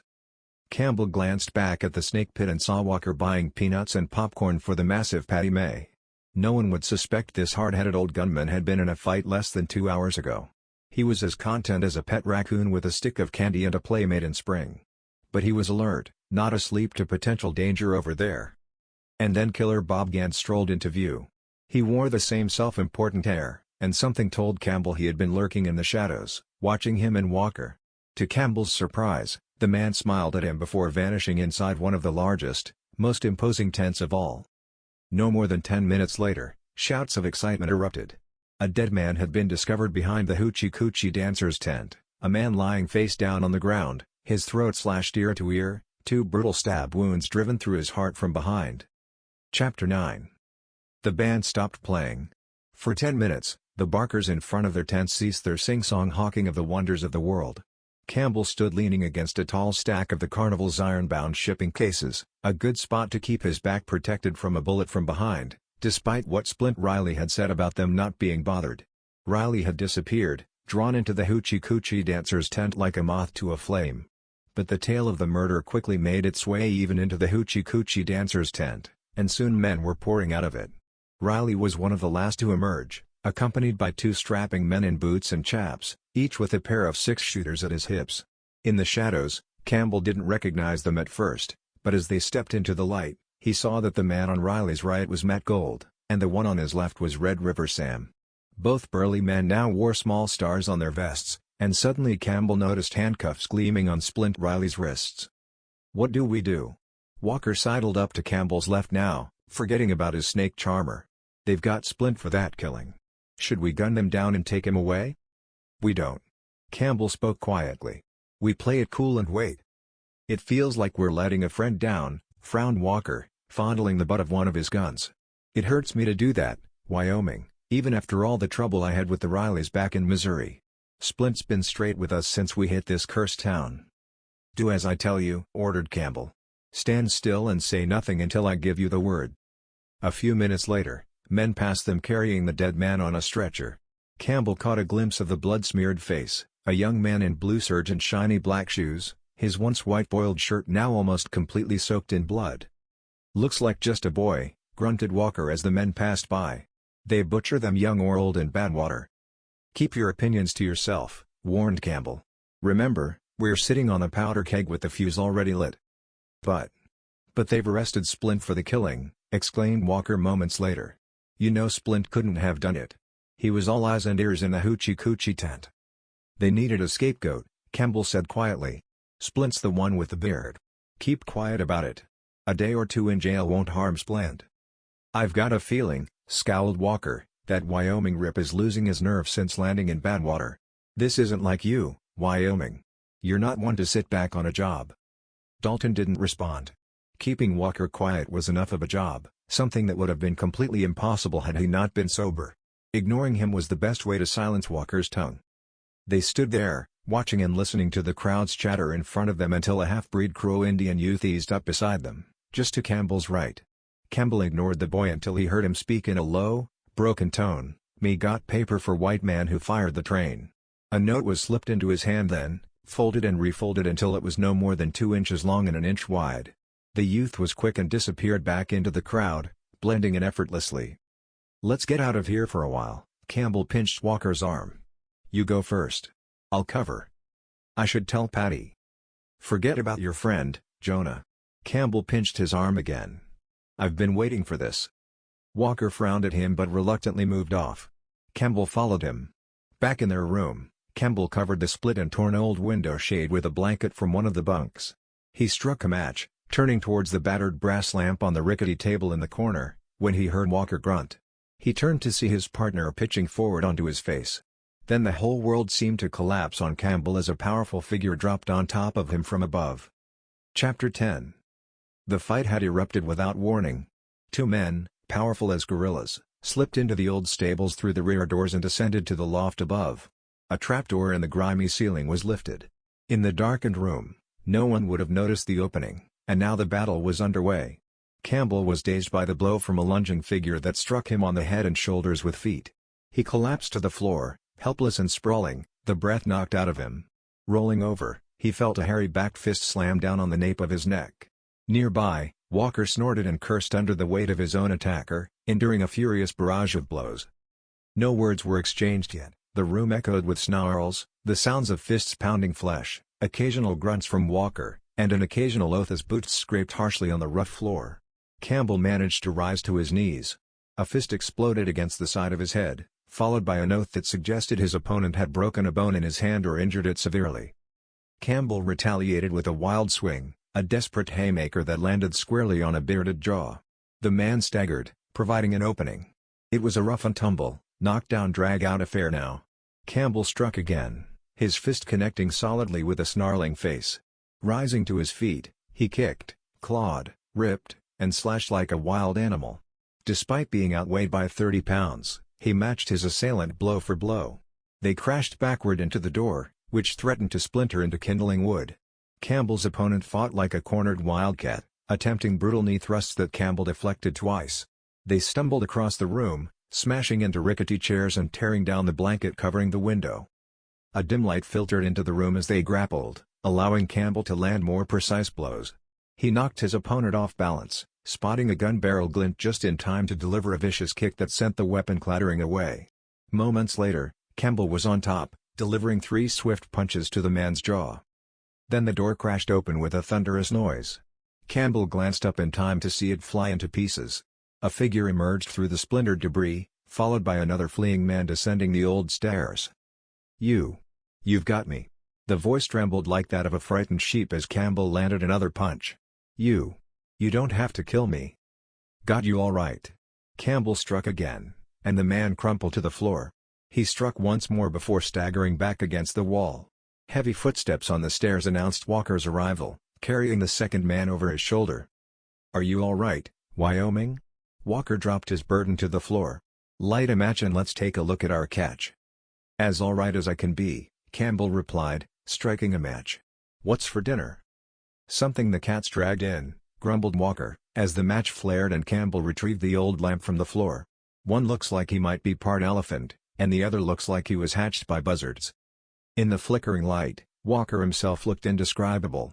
His face was swollen with lumps and blood trickled from gashes over his eyes. His derby hat was torn and his coat lapel ripped, but Campbell's attention was focused elsewhere. Advancing, he inspected the two unconscious forms sprawled on the floor. The man Walker had battered into submission was unmistakably Frenchy York, though barely recognizable in his current state.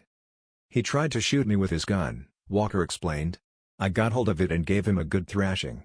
Here, I'll roll him off your friend and we can see what Little Boy Blue looks like. Walker seized York by the collar, effortlessly lifting and hurling him against the wall. Search him for weapons, Campbell ordered, and toss them out the window. I already did that when I caught him in the hallway, grinned Walker. How's your fellow? Campbell bent over the massive man, a hair-lipped giant with fiery red hair. Earlier that afternoon, Campbell had seen him at a dive called the Little Volcano down the street, but he looked nothing like the same man now. His face was a mess, with a broken nose and split lower lip. Not a pretty sight, is he? Chuckled Walker. What's the plan, toss them out the window or strip them? Keep watch on them for a moment. Campbell moved closer to the light, keeping his back turned to the men.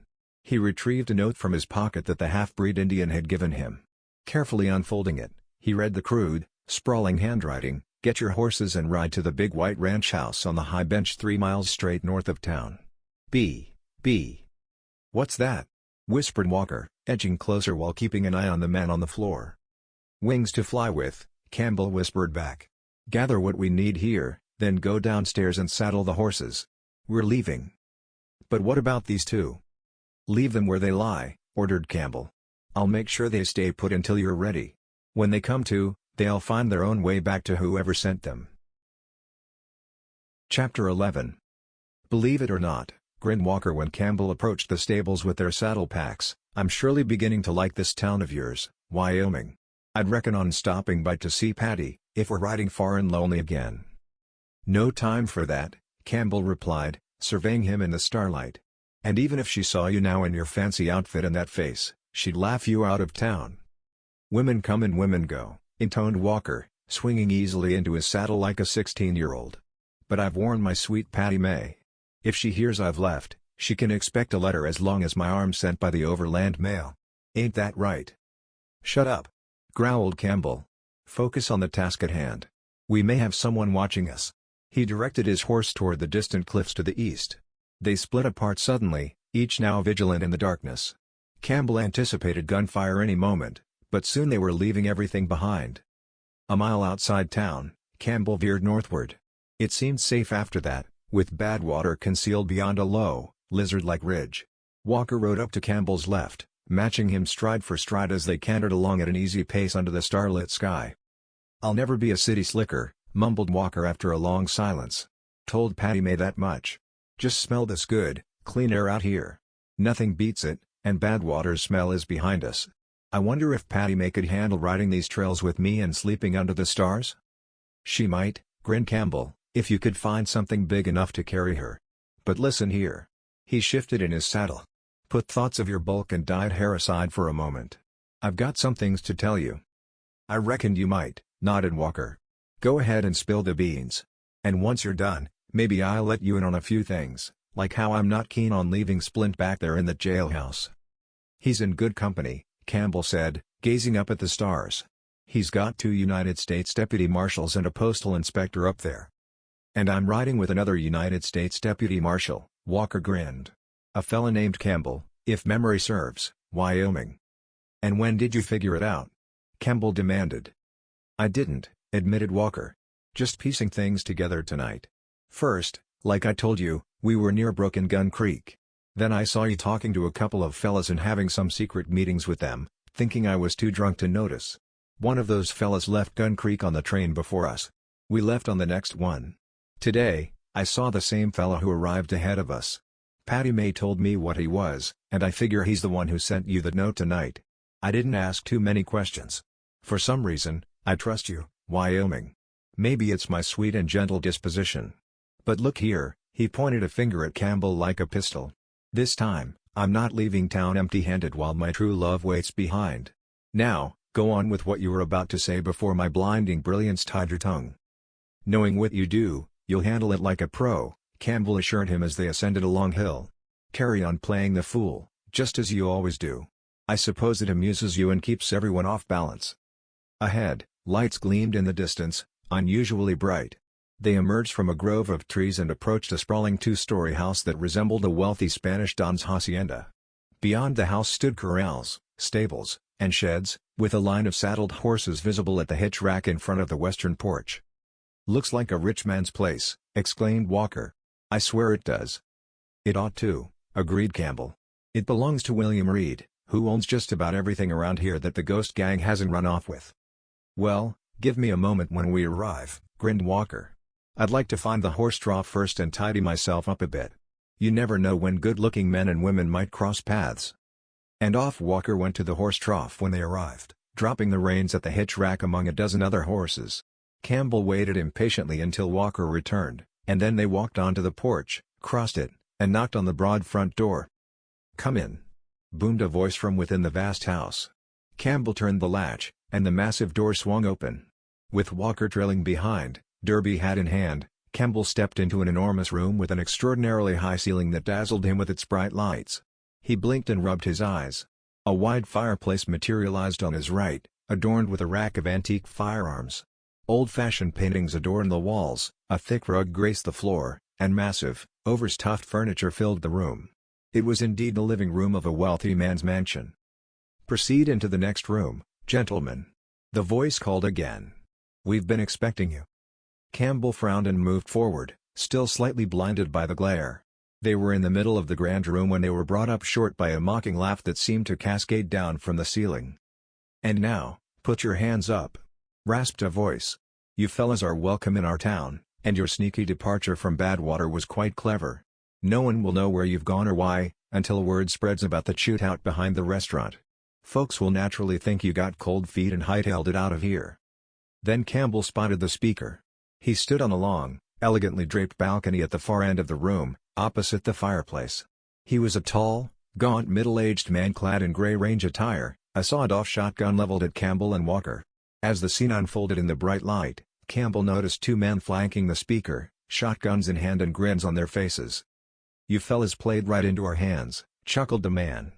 "Walked right into our rigged trap with your eyes wide open." Chapter 12. "Ain't this one a beaut?" remarked someone about Walker as he and Campbell were disarmed, surrounded by a circle of guns pointed at them. Hard hat and a red necktie making him look like his throat was slit from ear to ear. "I bet he knocks the women dead." "He sure does," agreed another man. "He's been charming them ever since he got to Badwater." "Probably for a horse," chuckled a third man. "To something bigger than a horse," laughed the second. "He's been after the red-headed charmer, not knowing she's as bald as Fido's nose under that red wig." "All of that's a lie, and I can take on any two men who just said it," snarled Walker. "Without a gun to my back and another in my belly, neither of you cowards would dare talk about her." Laughter drowned out half of what he said. Campbell and Walker were then stripped of their weapons, watches, heavy jackknives, and every last penny in their pockets. They were escorted through the room and into a long hallway, the house now bustling with gunmen. Each one exuded swagger and recklessness, some wearing black masks made from large handkerchiefs that covered their heads and faces, leaving only small slits for their eyes. "To your right now, buddy." The leader jabbed Campbell in the back with a gun muzzle. "Straight ahead to that door. We treat our guests with proper respect." Campbell walked on, his expression grim. His blue eyes, now tinged with a dangerous green, were tightly compressed lips. This was no time for defiance, and he snapped a command at the grumbling Walker. "Shut your mouth, bull," he ordered. "Only fools rant when they're helpless." "You've got some sense, partner," chuckled the leader. "We heard you would." A guarded door was opened ahead. They were ushered into a long, dimly lit room resembling a country store. Tall shelves lined the walls, with no signs of another door or windows in the thick, hand-hewn log walls. "Welcome to the provisions room of the old walk-in bar Rafter Ranch," laughed the leader, giving Campbell a hard shove that sent him stumbling into the room. "Throw the fine gentleman in with him, boys, and give Miss Reed and her mother a thrill." Walker followed, his derby hat in tatters, and the door slammed shut and bolted behind them as Campbell stared at the faces of those already in the room. Bill Bradbury, one of the United States deputy marshals Campbell had met in Gun Creek Junction, sat there. He was a huge, square-jawed man, sitting on the floor with his feet wrapped in wet rags. Nearby was William Reed, his face pale and scowling. Next to him sat a slender yet striking woman around 50, and beyond her was Mary Reed, looking at Campbell with a weary smile. "Greetings." Walker removed his ruined derby and spoke first. "I like the company, and it looks like we've got plenty of provisions." He glanced at the well-stocked shelves, "but our accommodations seem a bit crowded." "Take a seat on the floor," Bill Bradbury said dryly. "And before you ask any questions, Rip," his expression sobered as he looked at Campbell, "I sent you that note. They blistered my feet with fire." "But what's this all about?" demanded Campbell. "It looks like we've been imprisoned." "Indeed, quite properly imprisoned," nodded Bradbury. "We've spent much time and government funds hunting the Ghost Gang, while they've hardly spent any time finding us. Those gentlemen who escorted you in are part of that notorious gang. And one of them is a man I'll kill before I'm done," growled Walker, eyeing his battered derby. "He spoke ill of a lady friend of mine." The door opened again. To Campbell's surprise, Dr. Hardblatt was roughly pushed into the room. He stumbled against Walker, nearly knocking him over, then rebounded against the wall and collapsed. "More company for you folks," sneered the skeletal-faced gunman. "And there might be more coming." "What a tragedy," moaned Dr. Hardblatt, sitting up and surveying the room. "A terrible tragedy. They dragged me out of my tent like a common cur, at gunpoint." "They were probably gentle compared to how they treated Mr. Bradbury," pointed out William Reed. "Both his feet are badly burned. Sit down and make yourself as comfortable as possible, Doctor. Needless to say, we're all dismayed to find you in the same predicament as ourselves." But what does it all mean?" exclaimed Hardblatt. "Heavens above, ladies and gentlemen, they haven't told me anything. Not a single thing. I was talking with Sheriff Gant just moments before those armed scoundrels barged in on me. A shuffling, grunting noise beyond the door interrupted him. It seemed the mention of the devil had conjured him up. The door swung open once more, revealing a bloodied, staggering figure, Killer Bob Gant. The man swayed on his feet, his eyes glazed, his mouth a mangled lump of blue-black flesh with swollen lips and several missing teeth. Someone had delivered a brutal blow to his face, cutting his cheek to the bone. "All right, don't just stand there," a voice behind Gant rasped, giving him a shove. A man stripped of his weapons and power, Gant staggered into the room like a corpse. Campbell caught him just in time to prevent him from falling flat on his face. Chapter 13. Campbell was too amazed to speak. From the beginning, he had suspected Killer Bob Gant of somehow being connected with the Ghost Gang. His current condition confirmed just that. Killer Bob's face resembled that of a man caught in a dynamite explosion. Blood seeped from his hands, evidence of a struggle, and more blood trickled from a cut at the back of his head where a heavy Colt had knocked him down. He groaned in pain. "And yet we still don't know the full extent of their plan," grumbled Bill Bradbury, while Mary Reed tended to the bandages on his feet. "We might not have to wait long to find out, but what puzzles me is how swiftly the Ghost Gang reached here from Blacksmith Pass." "An easy question to answer, my friend." The door swung open again. A towering figure stood there, completely cloaked in black. With a cowl over his head, he appeared almost monk-like. Behind him, armed men pointed six-shooters at everyone in the room. "The Ghost Gang is larger than anyone suspected," the cloaked figure declared. "Only 8 of our crew participated in the recent attack on Reed's small up-country train. Thanks to this man," he nodded toward Campbell, "one of our own was killed. He is naturally out of the picture, but the remaining 7 are en route to Badwater to deliver the final blow to the town." He paused, letting his words sink in with his audience. His voice, a solemn drone, was muffled by the black hood. "Killer Bob has proven invaluable to us," the cloaked figure continued. "Suspicions often pointed towards him, and we played that up. We also diverted suspicion towards others. Only one person truly began to uncover our operation. Oddly enough, Reed, it was your young timekeeper who was murdered tonight with a knife at the carnival grounds." We killed him right under Gant's nose and then manipulated Gant into wrongly arresting another man for it. Gant has been quite useful in arresting anyone we wish to silence or imprison," the figure in black elaborated. "He was adept at hanging the noose over men by instigating gunfights with his gang. Even now, Gant remains unaware of my identity or origins. Yet, I know him well. He is wanted in Arizona for murder, and I've exploited that knowledge to control him indirectly.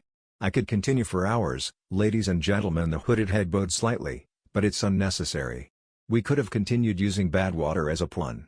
However, too many government agents began infiltrating. Historically, I've found it wiser to exit rather than risk exposure. And it has paid off handsomely. But to the point." The masked man cleared his throat. "Reed, you still cherish cattle and horse ranching. You believed you had 10 loyal men working for you. You may think they remain loyal. In reality, only 4 are loyal. They are safely confined in the basement of your barn, along with old Wang, your venerable Chinese cook. The others, they belong to me.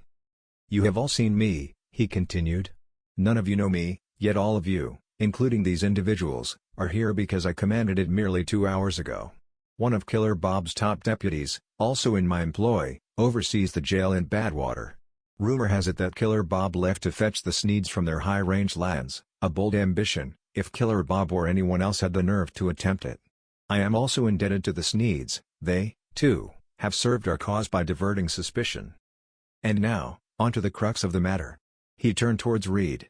"Reed, your payroll arrived due to your daughter," this man he gestured to Campbell, "and his associate. The funds were deposited in the vault of your small Badwater State Bank. We are aware of this, as well as the fact that your vault is impenetrable without detonating Badwater itself. The time lock remains engaged until Monday, and Gant's gunmen are scheduled to safeguard the payroll. However, every one of those guards is now on my payroll. But you hold the vault's combination." "I see where this is going," Reed interjected. "You expect me to surrender that combination so you can access the payroll."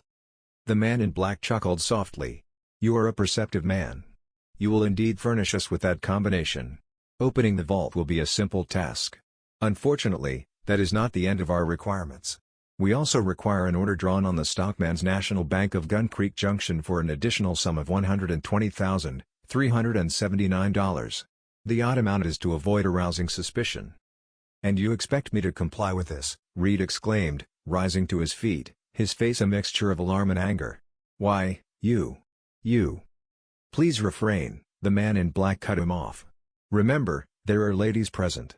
I suggest you sit down like a gentleman. We will obtain what we seek. That is all I have to convey at this moment. Wait." He raised his hand. "You do not wish us to handle this, yet. I fear we may have to intervene before this concludes." But you would never execute such a scheme," Reed protested desperately. "Goodness, man, you couldn't succeed. Something will go wrong. There is the lengthy journey to Gun Creek Junction and—" "Silence, please." The man in black held up his hand. "We are in control. We will secure an engine and coach and make the journey with the entire sum from our prior raids, minus operational expenses. We also know the code you employ when telegraphing for funds, so the bank will be prepared. One of our operatives, a telegrapher, supervises your Badwater depot. I have left no detail overlooked, Reed. You will find my planning meticulous as we proceed." But, Dr. Hardblatt interjected, "What role do I play in this nefarious scheme, sir?" "Doctor again."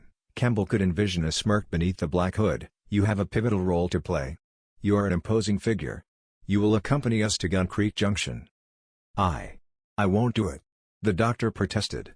"Even if I did, I would expose you to the authorities the moment I arrived in town. I would shout your despicable plan to everyone in Badwater before you could usher me onto the train." "That, too, has been considered," nodded the man in black. "We have drastic measures for dire circumstances. Your daughter is en route from Chicago to join you in Badwater. She arrived at Gun Creek Junction Friday morning, before Mr. Reed's train departed for Badwater. There was a 2-hour interval between trains. 3 of my associates took charge of her. I have a letter from your daughter here. You will adhere to our directives, or she will perish." "You cannot do this," William Reed roared. I, kill me if you wish, but—" "In due course, yes," nodded the man in black. "But first, you will comply precisely with our instructions. Reed, I invariably procure what I demand. Miss Reed, Would you kindly step out here for a moment? I will not. The girl cried, her voice wrought with desperation. I would rather die beside my father. Oh. The sound of a gunshot interrupted her.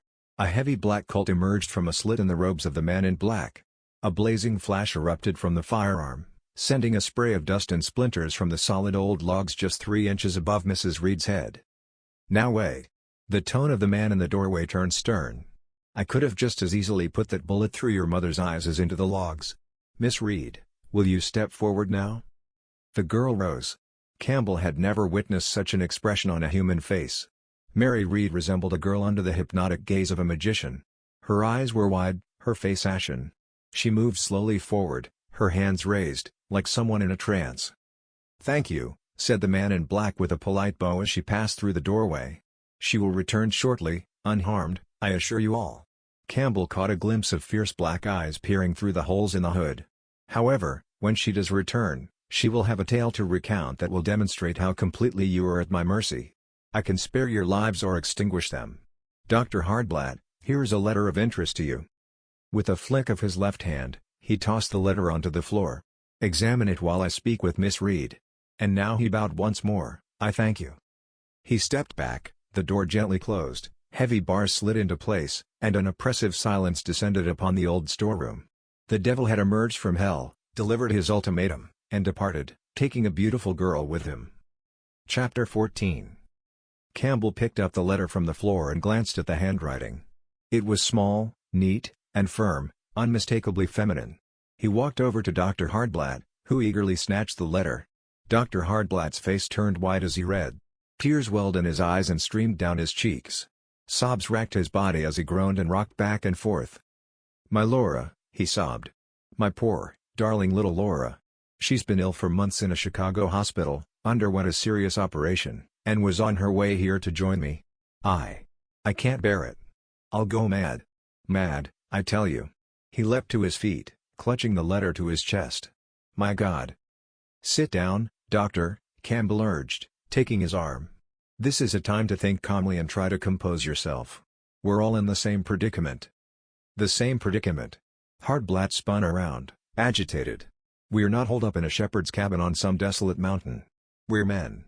And this poor woman," he gestured wildly at Mrs. Reed, "her daughter and the protection we can offer are all we have against these ruthless criminals. But my Laura, my poor little Laura. Terrible things may have already happened to her. We must do something, gentlemen." "Dr. Hardblatt," Campbell said, looking at him with steady calculation, "when we're in a jam like this, we don't rush into action.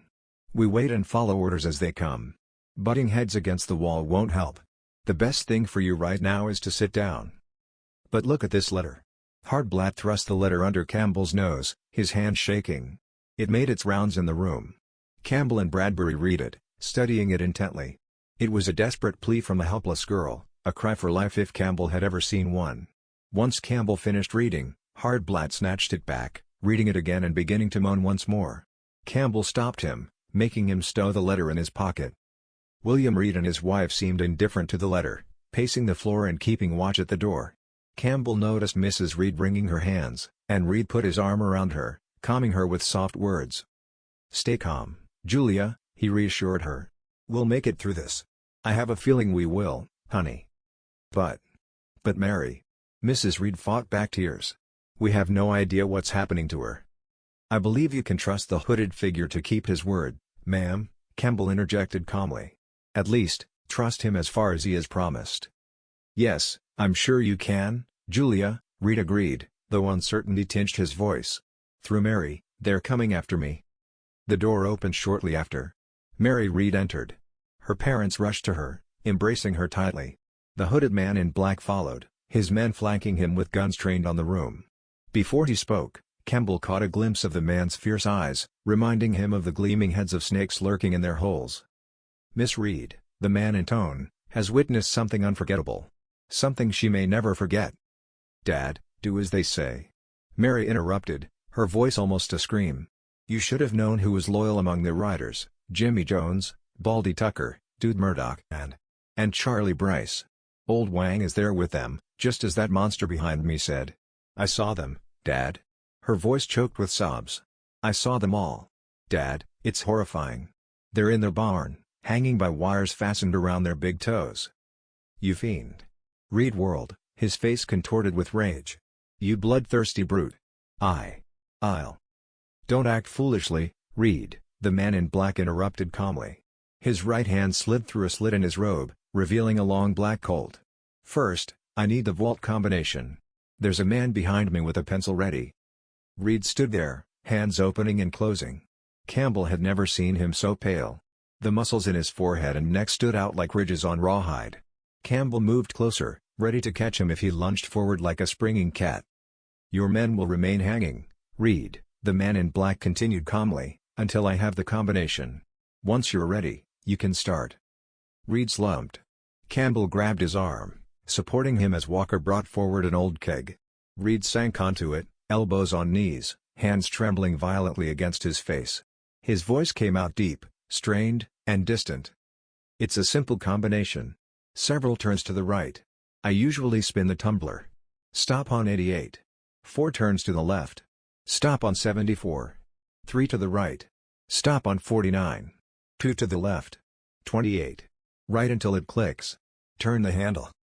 Thank you, said the man in black. Your riders and your cook will be cut down immediately. Go and do it. Number 9. He addressed a man behind him. I pride myself on keeping my word to the letter. The man had barely disappeared when a gunshot thundered through the room, filling it with noise. There was no warning. The man in black didn't seem to flinch. A flash of fire shot from the slit in his robe, followed by a terrified scream of agony. The acrid smell of blood mingled with gun smoke, hanging heavily in the air. Chapter 15. Bob Gant lay on the floor, blood seeping from a wound in his stomach, his hands clutching desperately.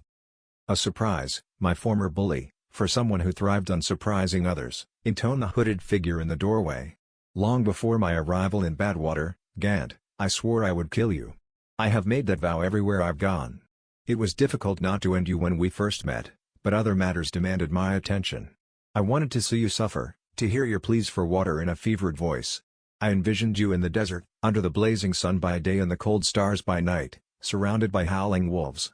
No ordinary death would suffice for you. May you twist and groan, may you. I know who you are now, Gant gasped.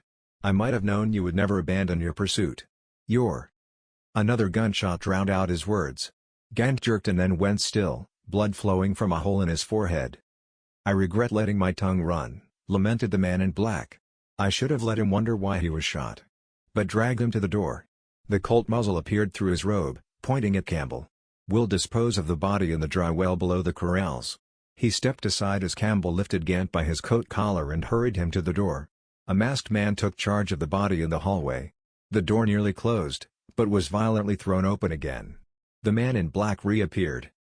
For a long moment, silence filled the room, the only movement the flickering of the snakeskin patterns in the hood, patterns that seemed to dance and sparkle malevolently. Suddenly, mad laughter erupted. Perhaps I am mad after all, the masked man said, sobering. His tone now carried a grim finality. Who will survive to recount this tale? None in this room. I keep my promises, just as I promised the girl's safe return here, unharmed.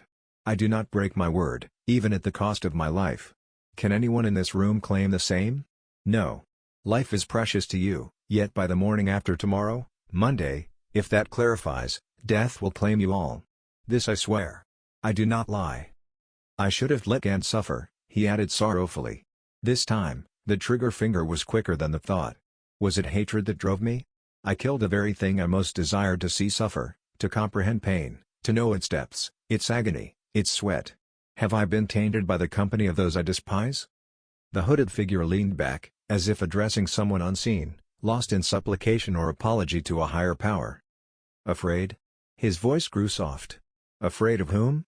These? He gestured to the room's occupants and those behind him. Never. His hand thudded against his chest. Not I. Look at me. Take a deep breath, and look at me. What do I fear? Me, who despises every one of you. He stepped forward, muscles straining beneath the robe, every inch a figure of power. In a voice that resonated with authority, he began. I've scared you in the city, I've scalped you on the plain. Go count your loved ones where they fell beneath my leaden rain. His voice faded like a departing hurricane, replaced by laughter that shook the robe. Long ago, as one of my ancestors lay dying, he said, he sang that Cherokee Indian death song before the firing squad took his life. Now, do you recognize me? With a swift movement, he threw back his hood. A gasp escaped the stunned onlookers. A broad face with long, blue-black hair parted in the middle and braided down the chest met their gaze. His eyes blazed with contempt, his nostrils flaring with emotion. It was Chief Hair of the Dog, the medicine show dummy. Chapter 16. Perhaps you'd prefer me if I grunted, the Indian said with a twisted smile. Maybe I should say, me not big Chief Hair of Dog. Me Cherokee, called Standing Wolf. And Standing Wolf I am, sworn to hate all of you as long as I live, as long as breath fills this body.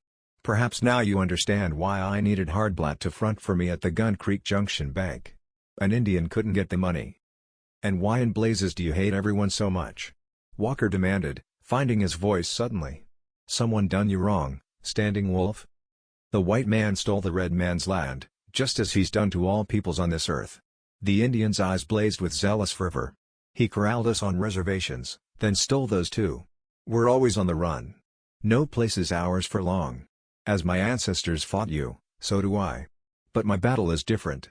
I strike at your wallets, at your banks, your vaults. Even when the white man sent me to school, I hated him for it.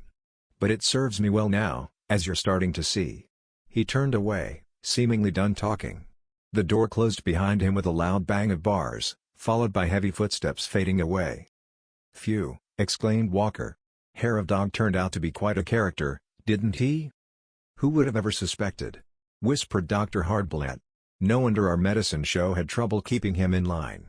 Me go way ride choo-choo, he kept saying. Always on the move up and down the line. The last person anyone would suspect, Campbell agreed. We're facing a formidable opponent with him. Hours passed with men coming and going beyond the door. Their watches marked the morning hours, and later they were given a pail of hot coffee by a masked ruffian who opened the door, others standing behind him with guns drawn. Campbell scrutinized the room repeatedly. They were as secure from escape as if they were in a bottomless pit. The room, part of the oldest section of the house, seemed to be the original cabin of the old walking bar rafter. Hand-hewn logs fit closely together, with overhead beams thick as a man's body, supporting planks 3 or 4 inches thick, much like the stout door. As safe as can be, Walker reluctantly admitted. And not a thing in here to dig with, even if we wouldn't get shot trying. Campbell said nothing. He had discovered only one item of note, which he had yet to mention. While inspecting the shelves, he had found a rusty 7-pound flat iron on the top shelf. He hadn't moved it, only slid it farther back. What he could do with it remained unclear, but it was there for when he needed it. Not until 6 o'clock Monday morning did Standing Wolf return. Throughout the long wait, Campbell and the others remained as patient as possible. Campbell spent hours consoling Mary Reed and her mother, attempting to lift their spirits. Reed had long discussions with Dr. Hardblatt. Campbell could see Reed had some faith in the man's ability to help them. Meanwhile, Bull Walker, undeterred, struck up a conversation with Bill Bradbury. "Reed, I need you now," Standing Wolf said as he stood in the doorway, accompanied by 4 or 5 gunmen. "Come out. Time is short." Pale but resolute, Reed stood. He glanced at his wife and daughter, as if it might be the last time he saw them.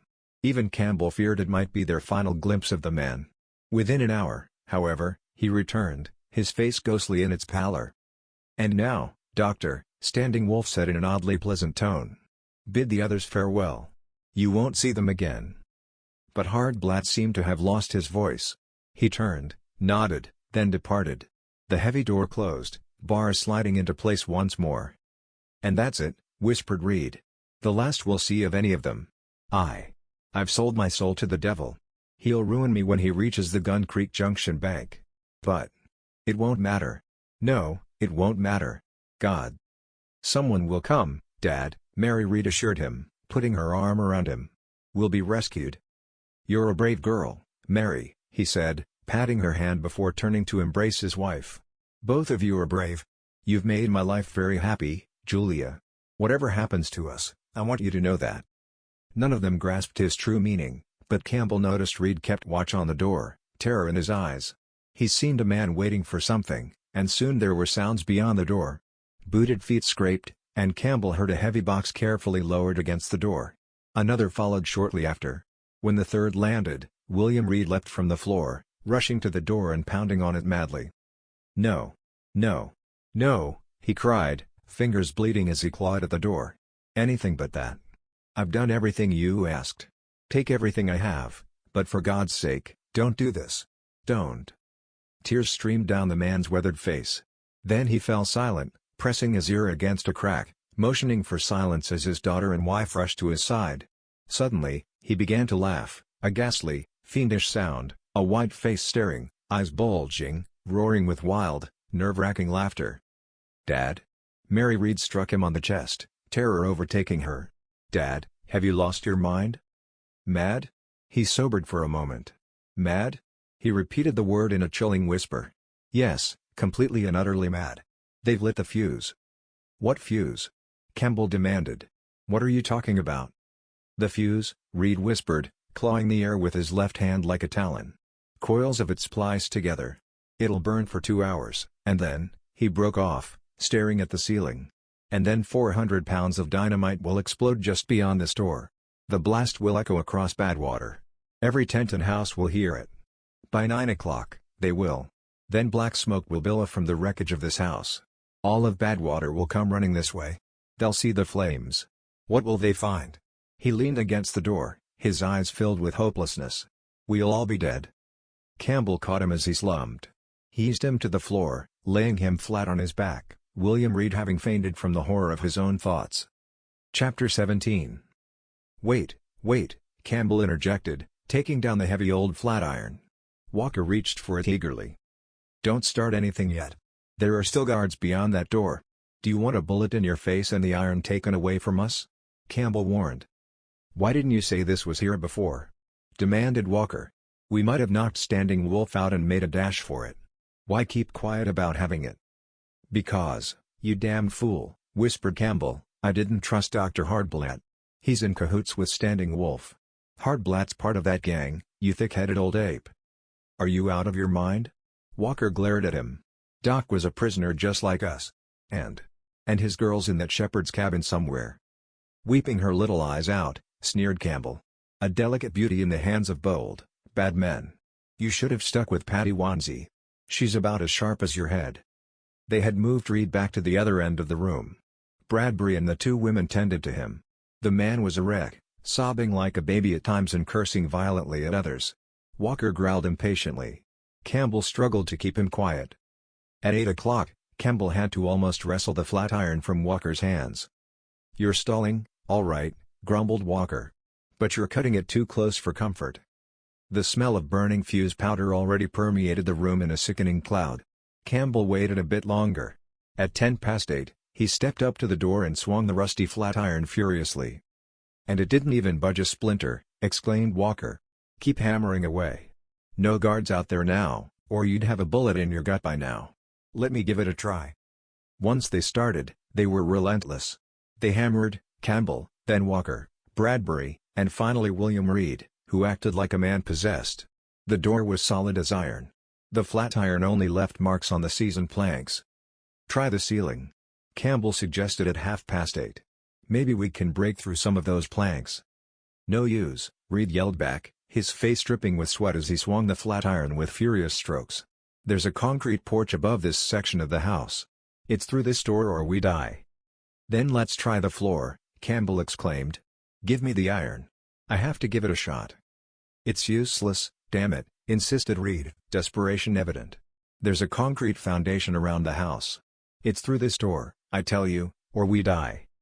They were like trapped animals when 10 minutes to 9 arrived. The explosion could happen any moment. No one could predict the exact moment. Then it was 5 minutes to 9. Mary Reed and her mother huddled together in the corner, eyes filled with terror. The infernal door still held. It was built to withstand rustlers and Indians. It would take more than hammering to break it down. 9 o'clock came, bringing tragedy. The handle of the iron broke off as Walker swung it wildly. The iron clattered to the floor. Walker turned to Campbell helplessly. "We're finished, Wyoming," he said with a forced grin, his eyes glistening. "Right in the trail with you was. Well, I reckon you know what I mean." "I do." Campbell gripped his shoulder firmly, a wry smile playing on his lips. "I." A sudden noise from beyond the door interrupted them. Campbell heard someone swear loudly. Looks like they're trying to burn and blow up the whole shebang, John. Then the bars on the door were removed. The door swung open suddenly. A tall, ghostly figure with a flowing white beard and armed like a Jesse James Raider stood there, smoke reddening his eyes. Wince Sneed. William Reed screamed. Wince Sneed from singing organ. Sure it's me. Barked the figure. What the hell are you trying to do to yourselves? We saw the smoke and smelled the powder. Me and my crew rode into Badwater to confront Killer Bob this morning. Silver Dan passed last night. Where the hell are you going? To the barn, cried Reed. The barn. Wait. Wince Sneed grabbed him. The barn's safe. We extinguished the fuse there. It only had a few feet left to burn, just like here. Are you by any chance worked up about something, Reed? Chapter 18. Hellions rode in within minutes after Wince Sneed and his gang arrived from Singing Organ Pass. Guns were seized. Horses saddled. Armed with rifles and six-shooters, a mob surged towards Badwater. Burn your damned leather. Wince Sneed shouted. Spur your horses. We'd have ridden ahead, Reed, but we've already been to town this morning and tangled with the jailhouse boss. Another trip would only stir up more trouble. Mary Reed rode with them, her mother and even the Chinese cook in tow. For once, Walker kept quiet, his battered derby firmly on his head as he urged his horse forward with a quirt. Soon, Badwater came into view. There had already been one gunfight in the town, just as Wince Sneed had predicted. Another would have erupted if William Reed hadn't intervened. When the horde of riders thundered down the street, the hooves rang out like a deafening drum roll that seemed to shake the entire town. They got it, Reed yelled after dashing into the small bank and back out. They cleaned it out, everything. And they took your best locomotive and top coach, added an excited man a few minutes later as the news electrified the town. And the two engineers who could handle them. They rushed to the depot next. Bursting into the telegraph office with a skilled operator, they faced another setback. The line's dead. The operator shouted. They must have cut it further down the track. But we're on their trail, Reed insisted. Get that engine coupled to a coach, Mary. Campbell, assist her. Wince, take half your men and secure Badwater. I've given you names to hunt in jail. Take full command. I will if I can stomach the stench of this damn town. Howled the grizzled Singing Organ Passer. Come on, Luke, John, Friday. That's all I need to keep things in line here. Dirty butter, the rest of you, board that coach. Don't come back whining like sick dogs that you couldn't catch that Indian and his gang. Catch 'em, or I'll slit your throats and tan your worthless hides on the brush. I like this country, Walker shouted 20 minutes later as a wheezy old engine and a rickety day coach hurtled them down the line, with Mary once more at the controls and Walker grinning from the locomotive's cab window. A fellow won't grow any grass on the seat of his pants around here. Blow that whistle, gal, and let's hear if this coffee pot can sing like the last one did. Get off that box and take this shovel, Campbell yelled. Am I the only one shoveling coal? I can shovel, brother. A man from the gang on the old tender shouted down. Pass Happy Jack your shovel. Armed men swarmed over the old train. They filled the coach, some riding atop it, the sunlight glancing harshly on the barrels of their weapons. The little engine devoured the tracks. A trestle thundered underfoot, rails clanging. Hellgate Gap loomed like an approaching shadow. No point in stopping, Reed yelled, pushing through the mob clinging to the tender. They've either silenced the operator and smashed the equipment, or they've cut the wires past the station. The girl piloted the old engine onward, its two high drivers spinning, its antiquated brasswork gleaming. They hammered up the incline almost to Blacksmith Pass, the man who had taken on the role of fireman shoveling coal. Do you think we can catch them? Campbell asked, joining the girl. I don't know who's running the engine up ahead, the girl replied. If it's Casey, maybe not. Casey might open up wide. If it's Black, he'll likely try to stall. But that gang won't let him stall, Campbell exclaimed. Whoever's at the controls is being prodded with a .45 at their back. And they've got our best engine, the girl nodded. But we have one advantage. Standing Wolf and Hardblatt forgot to drain the water and steam from this engine before they left. They thundered into Blacksmith Pass at last. Just beyond the pass was the small station, crowded with people. Mary Reed released the air as she closed the throttle, enough for Reed to shout a question at the crowd. Passed through 40 minutes ago, speeding like hell. Came the answer to Reed's inquiry, prompting the girl to reopen the throttle. Casey's driving, she shouted to Campbell. We'll never catch them. Not unless you're braver than Casey, Campbell shouted back. Let this old warrior rise, Mary. "What do you want me to do, straighten out the curves?" the girl cried. "Sure thing, gal," Walker interjected. "Uncoil all them damn bends and bundle them up as you pass by. I got a horse that can outrun this busted winged buzzard." The girl's daring was astonishing. Some curves were treacherous. Campbell saw her face go pale several times. Once, he caught her tightly shutting her eyes, causing startled cries from those on the old tender and in the coach as the train fishtailed around Rattlesnake Bend. But the throttle remained wide open, and the girl kept it that way. "Smoke ahead, sweetheart," Walker shouted as they rounded a long left bend. "I reckon you're letting this old buggy mare out a bit and catching up with them." "No, you ain't, damn it," he bellowed a few seconds later. "It's a wooden trestle ahead, and it's on fire. Shut this thing down." A red flag waved up ahead. A crew of 3 men was already at the trestle, battling the flames. The girl yanked on the whistle cord, sending a wild warning blast echoing through the hills. "You're taking a risk, Mary." Campbell's face reflected terror now. "You're taking a big risk." "I can still see the rails," she cried defiantly. "I'm going through." Moments later, sparks flew, and billowing smoke filled the cab. The old trestle swayed like a tipsy farmer and then was left behind, the roar of its structural work fading into the whistle's wail as a small herd of sheep came into view, causing Walker to tumble from the fireman's seat and crouch on the cab's floor. "She's downright foolish at times, boys," he grinned a mile past the sheep. "Might sling mutton right in your face if you're not watching." Around another bend they whipped. The girl stared ahead eagerly. "If they stopped for water at Eagle Rock, I might have a shot," she cried. "It'd take 'em 20 minutes. There's just a pipe there with a slow flow." She glanced at the gauge on the tender's side and then looked ahead again. Suddenly, Campbell saw her eyes light up. "Look," she shouted. "They did stop. They're grappling with Tombstone Hill now. Look. Can't you see the smoke?" Campbell squinted. Smoke was indeed visible ahead, a dot against the distant skyline. "We're gaining on them," he yelled. "We're closing in," echoed other voices. "We're reeling in the Redskins, boys. Hooray for the gal. If only we don't run out of water." There was almost a sob in the girl's voice as she glanced back down at the tender's water gauge once more. "Pray, Walker, pray." She glanced across the cab. "What do you say?" He leapt from the fireman's seat and approached her. "Pray we don't run out of water," the girl implored. "We didn't stop at Eagle Rock." "Oh, right," Walker scratched his head, then looked up at Campbell. "You do the prayin', Wyoming. I'm a bit rusty." They thundered down a steep grade, rounding a sharp bend when a cry went up. A mile ahead, the other engine and coach came into view. "Black must be at the throttle after all," the girl cried. "Look, Rip." She turned suddenly to Campbell. "Go forward along the running board, climb down to the pilot. Check that the coupling's open. I'm gaining on them, I'm going to lash these 2 trains together." Campbell moved ahead. The trains seemed to be converging now. He descended to the pilot and unlocked the coupling. It took time, and as he climbed back up the high old running board above the singing drivers, he heard a clang from the steam dome above him. It was a bullet. The girl exclaimed when he returned to the cab. "The fight's on. But why are you standing in front of me? You're the first target. Don't you realize that? Stay inside the cab." They battled at Misery Buttes. The girl coupled the trains by progressively gaining on the lead train. She shut the throttle and applied the air, leaving the rest to the men. Guns thundered.